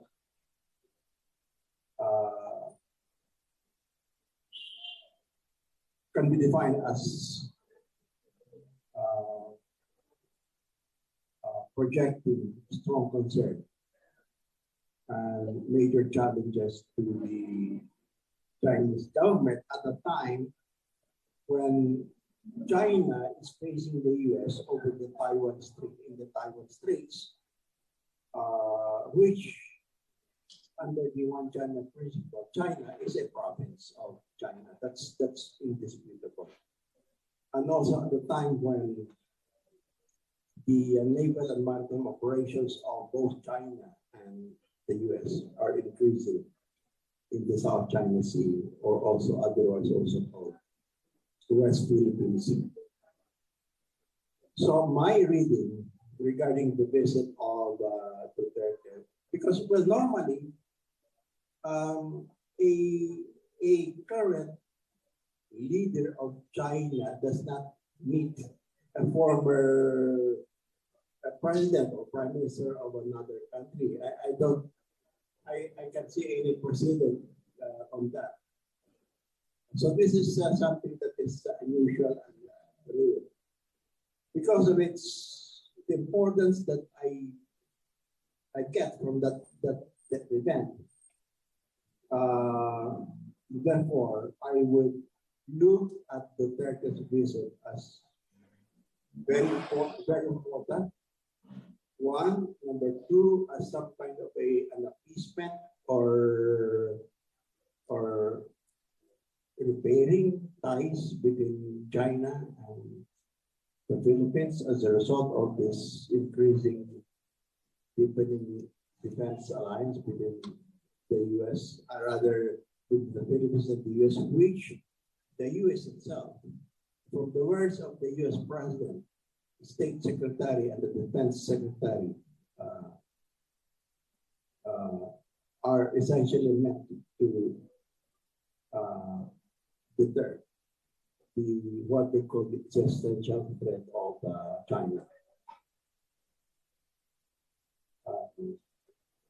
We are not privy, of course, to what was discussed between the two leaders, except to say, and this was publicized by Xinhua, the Chinese news agency, quoting Xi Jinping as saying that he hopes Duterte would help promote and move the Philippine-China relations a step further amid some differences and tensions emanating from Marcos Jr.'s move toward the U.S. I think it's a very clear signal to the Bongbong administration that China is concerned, deeply concerned, about the policy of Bongbong to completely embrace a militarily anchored alliance with the U.S. And the visit of President Duterte, while it was not official, was a very convenient way to signal to the Philippines and to Bongbong Marcos that China is concerned. And even while Duterte is no longer president with much less power and influence, still we cannot also deny the fact that he can, through various ways, at the very least, introduce some rethinking, if that is possible, in the same way that initially GMA was seen as signaling a more balanced policy between the US and China, and even Ivy Marcos, by the way. No? So, in that sense, it's not a politically innocent visit. It is a form of persuasive diplomacy. You know? Thank you. I guess just add quickly that my intuition, you may disagree with that, including that Duterte was requested by GMA to meet Xi Jinping. And I don't believe that Marcos Jr. was not aware. He was aware of this meeting. Just a quick follow-up on this question na po.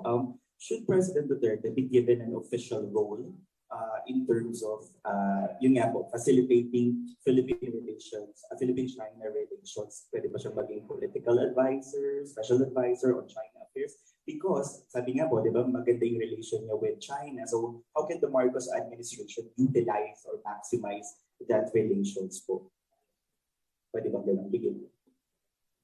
The reality of presidential politics, that kind of scenario is very unlikely, I think. If you were the current president, under our political system and the current practice, it's really the incumbent president that defines and dictates the major contours of foreign policy. By allowing somebody like Duterte or even GMA earlier to play a significant role will undermine that role. And it will be natural for any president not to do that, although that does not prevent, of course, other players from using that as an informal channel. No? Informal. I would also read that President Xi Jinping was expecting it, this meeting with the former Philippine president.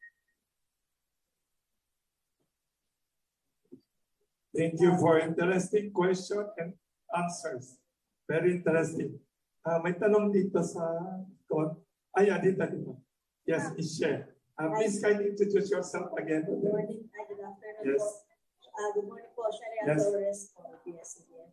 Sir, alam ko you mentioned all the noteworthy programs of the Marcos Jr. administration, and if I may call it, the liabilities, the shortcomings.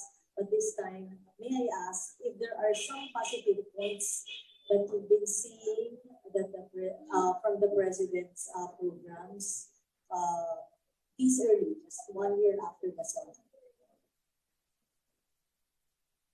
After the first SODA.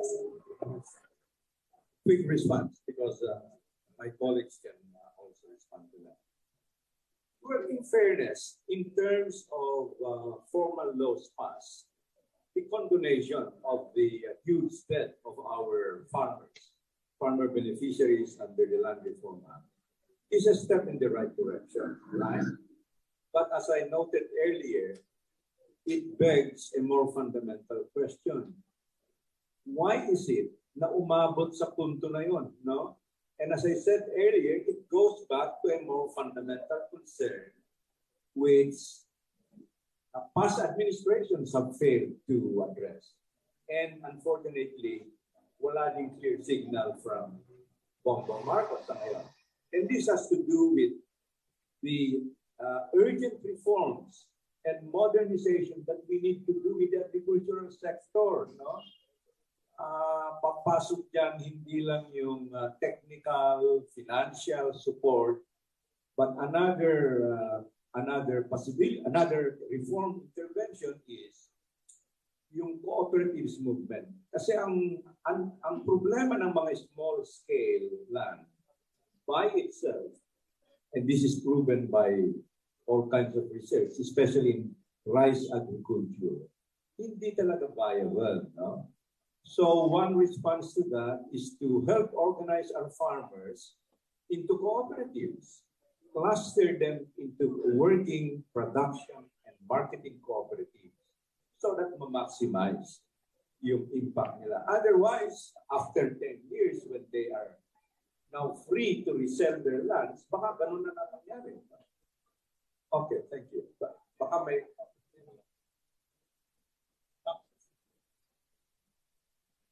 Positive? Well, at least he has maintained the growth, for one, inflation, stabilized. Then jobs created. Going back to labor export policy, which I think should be reversed. Yun. Yung grado kanina ni Sir ay pasang-awa. But you see, in school you have 4 years, right? The president has 6 years. So this is his year 1. So he still have a lot to go. But the first year should have sent very clear and strong signals on his quality and competent leadership. So therefore I agree na pasang-awa. But you see, tawag natin, work in progress.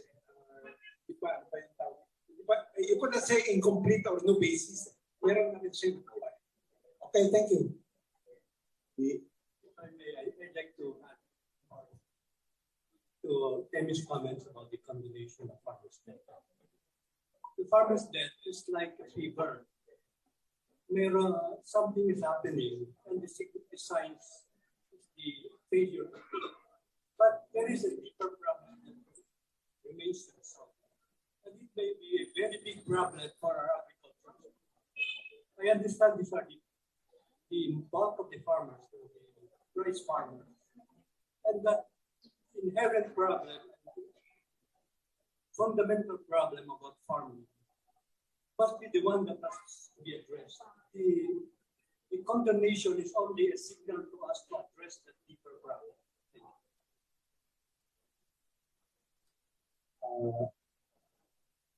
In the area of foreign policy, we can discuss that briefly. Very clearly, the people of the U.S. Policy of Marcos Jr. is several times a step backward. Now, what should we look forward to is the accountability of our other branches in government, particularly the legislative branch, their House Committee or Senate Committee on Foreign Affairs, Oversight Committee, etc. This constitutional function to evaluate and assess presidential policies, including Philippine foreign policy, is something that has been not practiced, not exercised for long. Because it is mandatory on Congress to assess, evaluate, and revisit and review not only the Philippine foreign policy, but also on the various treaties and agreements that have been signed so far since 1951. They have not done that. And I would like to challenge Senator Amy Marcos, who I believe heads the Senate Foreign Relations Committee, to start the ball rolling.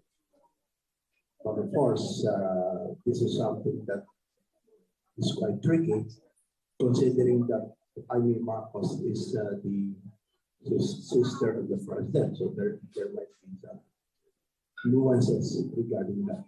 But this is something that should be mandated upon Congress. Trabaho nila na review, assess, and adjust or revise yung Philippine foreign policy. But of course, lahat yun ay enabled legislation or recommendation. In the end, it would be the chief architect of Philippine foreign policy, which is the president, that makes the decision. Sir, one last point na lang.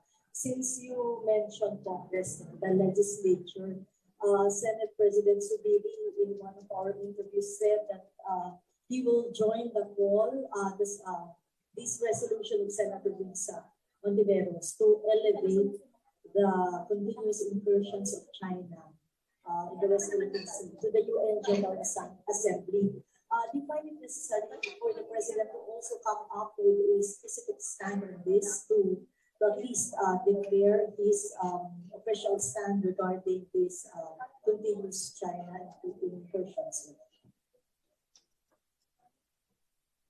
Well, the appeal to the UN General Assembly, as distinguished from the Security Council, of course, we'll have to have the approval of the President, because the DFA cannot move without the go signal from the President.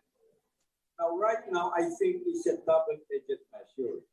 Hindi tiyak na mananalo tayo dyan, because of China's new status as a global power, its economic power, no? And these are things we need to carefully consider. But as a general principle, if it is the use of peaceful diplomacy and negotiations, we are all for it. Ang kinatatakutan lang natin, if the approach becomes too extremely embedded in a military framework, no? Kasi pag military yung dominant, to put it very bluntly, it can easily misfire, and if it gets miscalculated, we're facing a war that will devastate everybody. No? Okay.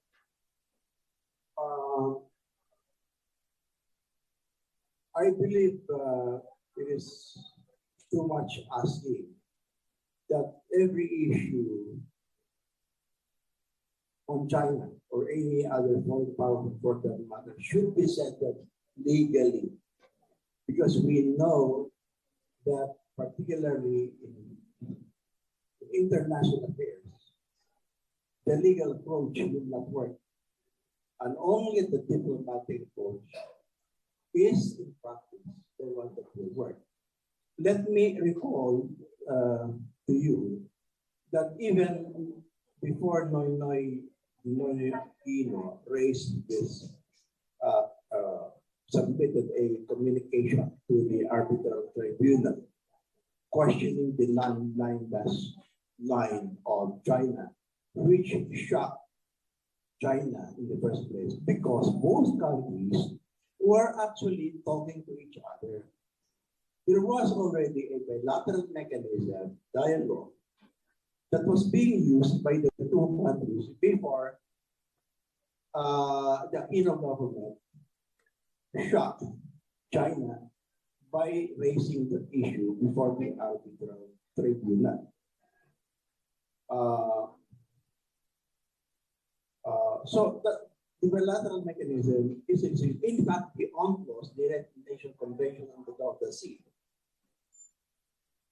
encourages parties not only to seek to resolve their conflicts legally, but diplomatically, by the use of this bilateral mechanism that is under also the UNCLOS. I think most of us do not understand that. We forget the fact that bilateral, in fact, China since 1949 has had 23 territorial disputes, and 17 of these were settled bilaterally between China and the other territorial claimants. Where China, in fact, bent backward by as much as surrendering 60% of its claims, so long as China and the claimant countries can enter into a non-aggression treaty for a peace pact. Let us use that. Let us use that rather than going into the legal mechanism, which is quite complex. Sir, Rambo Labay ng DCXN. Sir, napakahalaga budget ang pinag-usapan natin. Sa ibang bansa, sa international news, iniikot ko, BBC, CNN International, Al Jazeera, Arirang, NHC World, pinapanood ko, climate change, heat waves, ang laki ng istorya nila. Yung kay Donald Trump, yung China, awayan ng Ukraine, maliit lang yan. Climate change, napakalaki. Doon tayo tututok sa climate change. Hindi ko tinatakot ang ating mga kababayan. Binabaha ngayon sa ilang lugar sa bansa. Nagkaroon ng heatwave, 80 degrees. Napakalaki to. Nakakaalarma. Ang tanong, yung budget, pinag-usapan natin budget itong climate change. natingin natin pangatlo lang. Pero kung akong tatanungin, dapat mas mataas pa sa DepEd. Education. Itong climate change, yung punto na ito, para sa akin kung akong tatanungin. Between life to, buhay to. Hindi natin pagbabaluanin. Pangalawa, yung contribution natin bilang sa United Nations yan. Ang malaking contribution sa emission, ang Europa. Ang Pilipinas, ang liit natin Hindi naman tayo, wala tayong mga malalaking kampanya, mga malalaking factory dito. Sa Europa, Amerika, sila yung nakakadagdag. Ang tanong, ito ngayon ang tanong ko sir, yung pondo. When it comes to pondo, napakahalaga dahil budget ang pinag-usapan natin Magkano bang pondo? Prioridad ba natin to sa gobyerno? Mukhang nababaliwala Dapat ito yung prioridad. Dapat ito yung number one yung contribution natin, pwede ba natin sabihin sa United Nations na dapat konti lang contribution namin dito dahil maliit lang yung ano natin yun yung question. Maliit lang yung ano natin. Kayo, mga Europa, kayo, Amerika, ang laki ng contribution. Kayo dapat magbayad. Kami, dapat libre kami. Sir, tanong, dapat libre tayo? Libre. Kasi wala sa climate change Sige, sir. Pakitanong nga, pakisagot niya. Thank you. Answer to the question. Yes. On yung microphone. Are you asking kung gaano kalaking budget? Yeah, sir. Budget. For, may slides ko ba tayo? Budget kasi budget ang pinag-usapan natin. 453.1 billion. Magkano, sir? 453.1. Is it enough or not? Sapat ba? Para sa inyo, kayo yung mga eksperto sa yung budget yan, sapat na ba? Sobra yan sa Okay. For how many years budget? For the year. Okay. Budget. And then yung pangalawang tanong ko, yung kanina, doon sa contribution natin. Dalawang tanong niya. Yung contribution ng Pilipinas sa UN climate change. Hindi ko alam that we contribute. Do you mean we contribute? Yes, sir. We contribute doon sa emission kasi kasama tayo doon sa sabi nila. Okay. Effect doon sa climate change. Okay. Sige. Sige. Di ba malaking factory sila? Yun ay hindi ko alam. There has been a call from some of the developing countries to give the developing world less priority in terms of asking them how to meet the zero carbon emission target. And this station as in South America and the European countries, of course China, because it's the big the factor of the world. So mayroong ganong panawagan. Hindi ko lang alam. Sa United Nations ito, sa climate change conference. Hindi ko lang alam kung ano yung status nito. Brief response. Yung contribution natin sa global emissions, did you know na 0.48% lang of the global emission?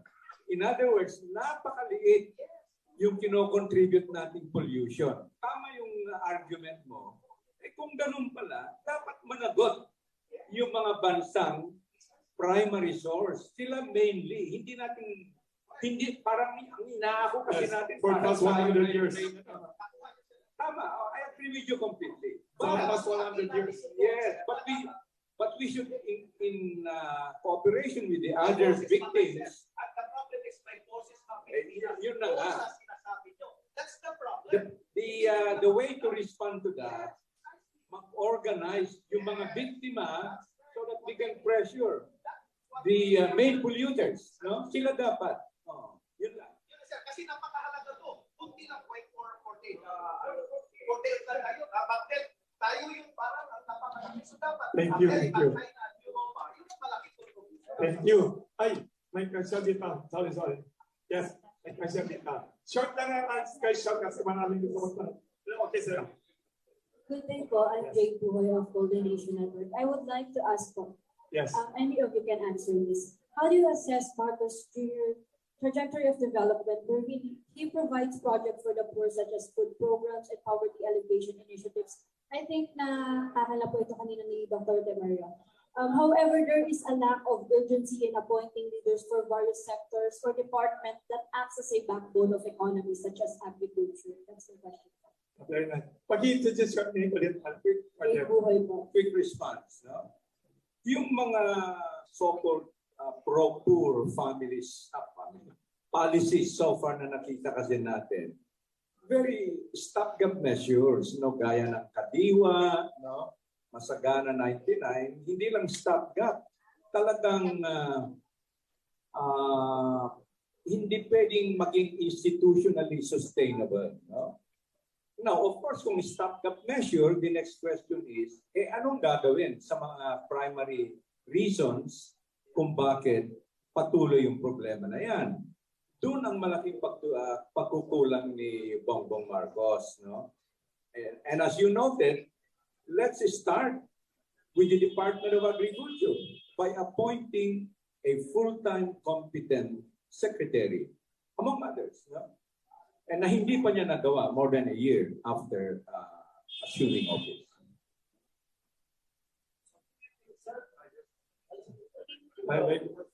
Professor Teng. Yes, Professor Teng from Sinhua University. I'm a scholar of China. I'm a director of Chinese think tank, BRICS and Global Governance think tank, and also be secretary of World Financial Forum from China.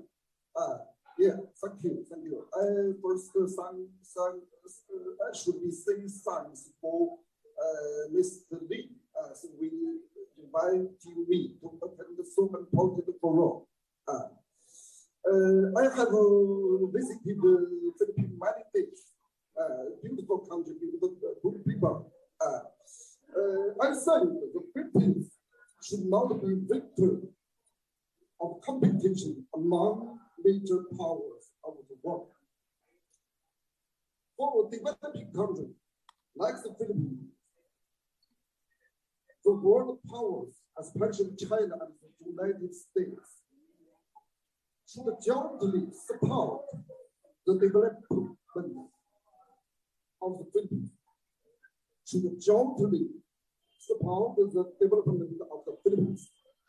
This kind of engaging in geopolitical disputes in the Philippines.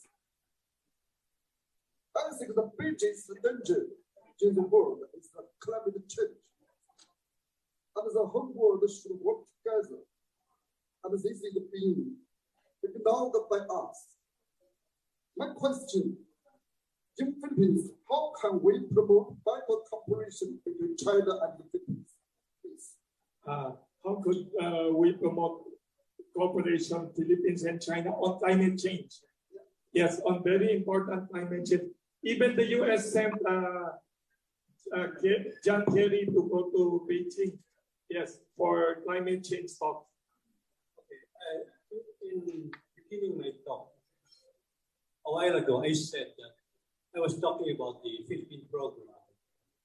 I wanted to avoid the topic of climate change, the controversial part of climate change, because the phenomenon of climate change is still very much in debate worldwide. Is it a real problem or an imagined one? That's one of the problems. The second aspect of controversy about it is the response of the world governments. Is it a reasonable response, meaning to change our primary source of energy? Okay. So there are two areas of controversy with regard to the phenomenon of climate change in the world. And that's why I confined my presentation to our program to avoid that. But I was afraid that this question would be asked. So let's see what we can do now. One of the things we often conflate with climate change is environmental blight or degradation. Let me go to that first, although the question is about climate change, because there's been quite a bit of confusion about this. One thing that has developed in the world over maybe the past century the age of industrial age is that environmental degradation is no longer a national issue. It has become a regional issue.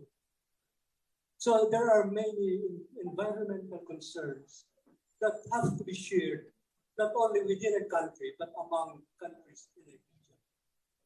An example, for example, is the industrial pollution of British factories that are wafted by the atmosphere to the low countries of Europe. So one country cannot just have policies for its own. There must be a communion or cooperation between two countries.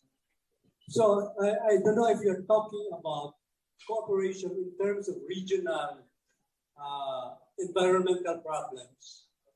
If there is, we must find a way. What are our regional common concerns?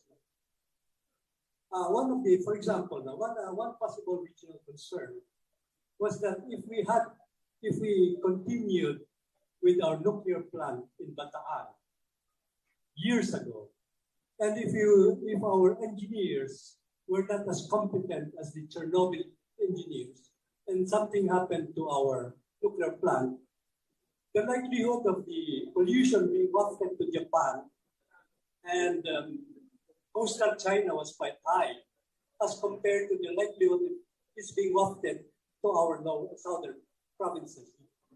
Therefore, the risk of nuclear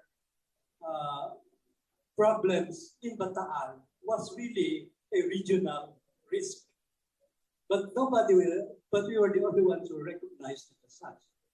So if you're talking of that kind of common environmental concerns, I think we need to, right now I don't know any environmental concerns.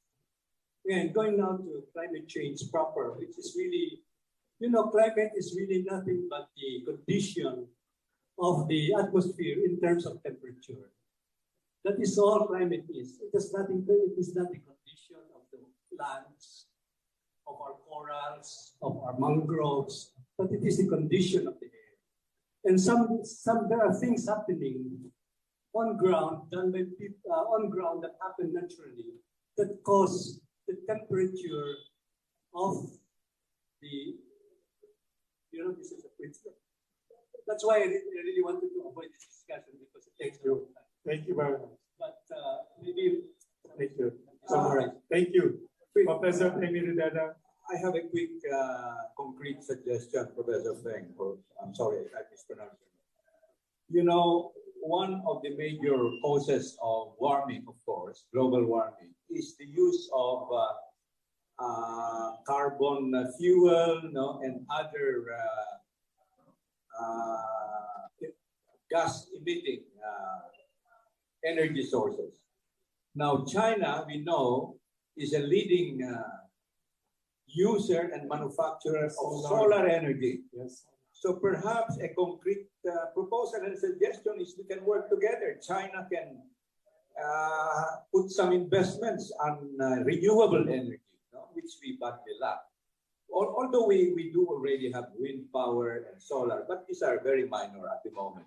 Coal continues to be the source of, I think, easily 70% of pollution. Thank you. Very good suggestion. Just yes. just one last clarification regarding the issue of agriculture and food security. Professor Rivera, sir, do you think the decision of the president to take the agriculture portfolio, hindi niya pinagkakataon sa iba? Kasi according to the president, that's why he took the agriculture portfolio in order to solve all the problem on agricultural issues bago siya mag-appoint ng permanent. So do you think the decision of the president is not a plus factor to his administration? Is it a correct decision now? Definitely. It is a negative factor. You're president. You cannot possibly be focusing on a single issue or a single department like agriculture. To begin with, wala naman siyang expertise or experience in dealing with agricultural problems, right? So we need a competent, dedicated, professional secretary. Yun ang, I think, ang malinaw na lesson diyan. 1 year. Ano yung nagawa? Walang malinaw.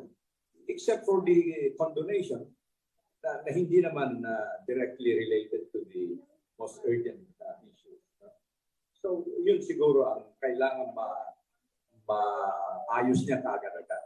Ang dami naman nating competent professionals. No? Thank you, that's big. And this is Ms. Buhay. Thank you for their questions. And Professor Frank, also thank you for your question about cooperation. There's a question, last short question and short answer. In relation to the talk about climate change, and you said about nuclear, do you have any opinion about Fukushima now, the issue? Why the Philippine government is not reacting or no statement to the controversial plan of Fukushima nuclear wastewater? What is your opinion? What is your recommendation for that? Actually, I heard it from Wilson myself this morning. I really didn't know that Japan had such a plan. But, you know, Japan is the most notable victim of releasing toxic materials to the sea. This happened in the 1950s when they released a lot of mercury. And many of their children became, diseases. So they are the foremost victims of releasing toxic materials to the sea. So I'm really surprised that that is the plan. And if you were to ask me, I think they should desist from even thinking about releasing toxic materials in the sea. Waters, kasi they move around the globe. You know, the water that you have in January in front of Japan could be in California in the middle of the year. That's how the water moves from North America. It can everyone.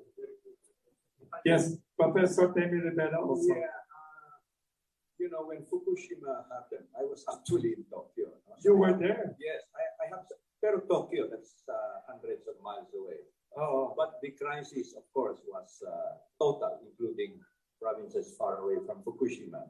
Yes. The context here is Japan has decided to release some of its nuclear waste to the Pacific Ocean, to the ocean. No? 1.3 million tons. Yes. Now, my point here is it should not be a unilateral decision by Japan. All the other countries, especially in the vicinity of the region, should be properly consulted. Moreover, we should convene an independent international body of experts to vet that decision, whether it is timely or not. So, Binaigting, binalakas, ang bagong news online TV ng bagong milenyo. Millennial Online TV, ang katropa mo sa pagbabalita.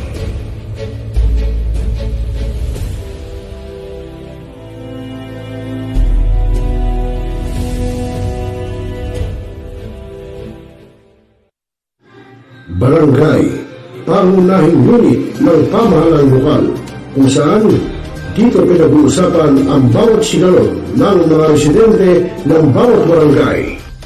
Dito rin pinag-uusapan ng mga piling halal na opisyal na barangay ang mga proyekto para sa kanilang barangay. Kumustahin natin ang panunungkulan ni Kapitan dito sa Dalo Barangay sa Millennial Online TV Worldwide, ang katropa ng bawat barangay. Ating tinatapos ang ating pagpupulong. Maraming salamat po sa inyong pagdalo at tapos na po ang ating session. Enjoy na po tayo. Hanap mo ba ay Unwind Ventures? Tara nang mamangha sa mga tanawin.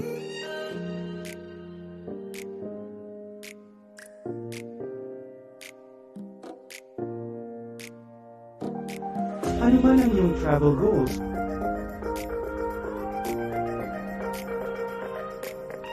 dadalhin namin kayo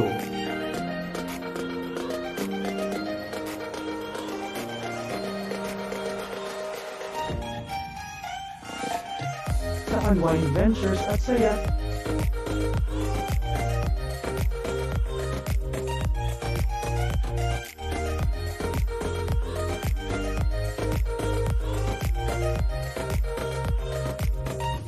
Dito lang sa Wow Biyahe.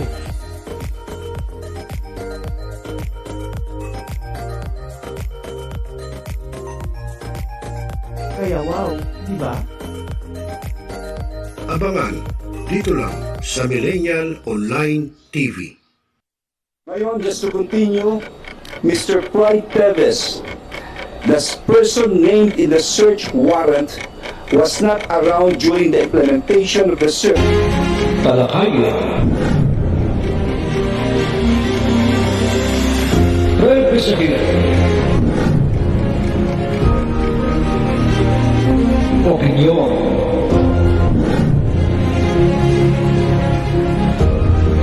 Palawakin. Aksyonan. Kasama si ROCEL dito na sa Yung Millennial Online TV. Mga milenyo, pagod ka na ba galing sa trabaho? At gutom na sa maghabong pagtatrabaho? Pero wala kang pagkain sa bahay? Narito na ang sagot mga katropa, ang super manok lechon. Napapawi sa inyong gutom at siguradong mapapa-analyze ka dahil sa tender juicy na jam mo pa at siguradong malinis at bagong katay buhat sa farm. Kaya super masalasa at pangmasa pa. Ano pa hinihintay niyo mga katropa? Takbo na sa Super Manok Panteño Siniluan at bumili na. Baka maabusan ka, katropa.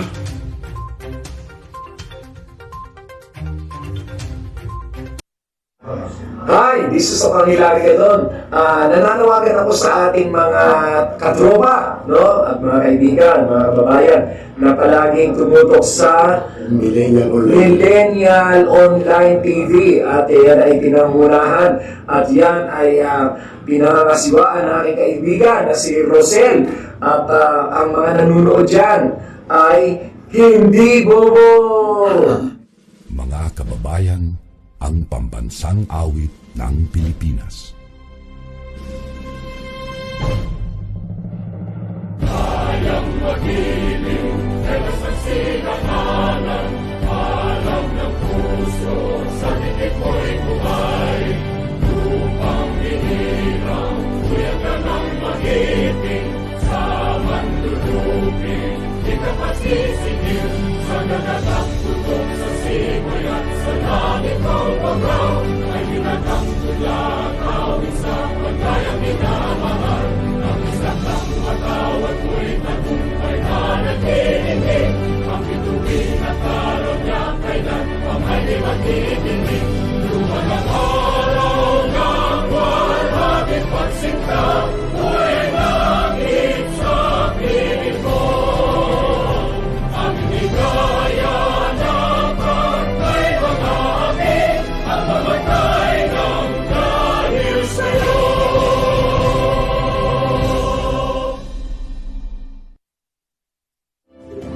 Sa lahat ng bumubuo ng Millennial Online TV at sa lahat po ng sumusuporta, maraming salamat po. Millennial Online TV is now signing off.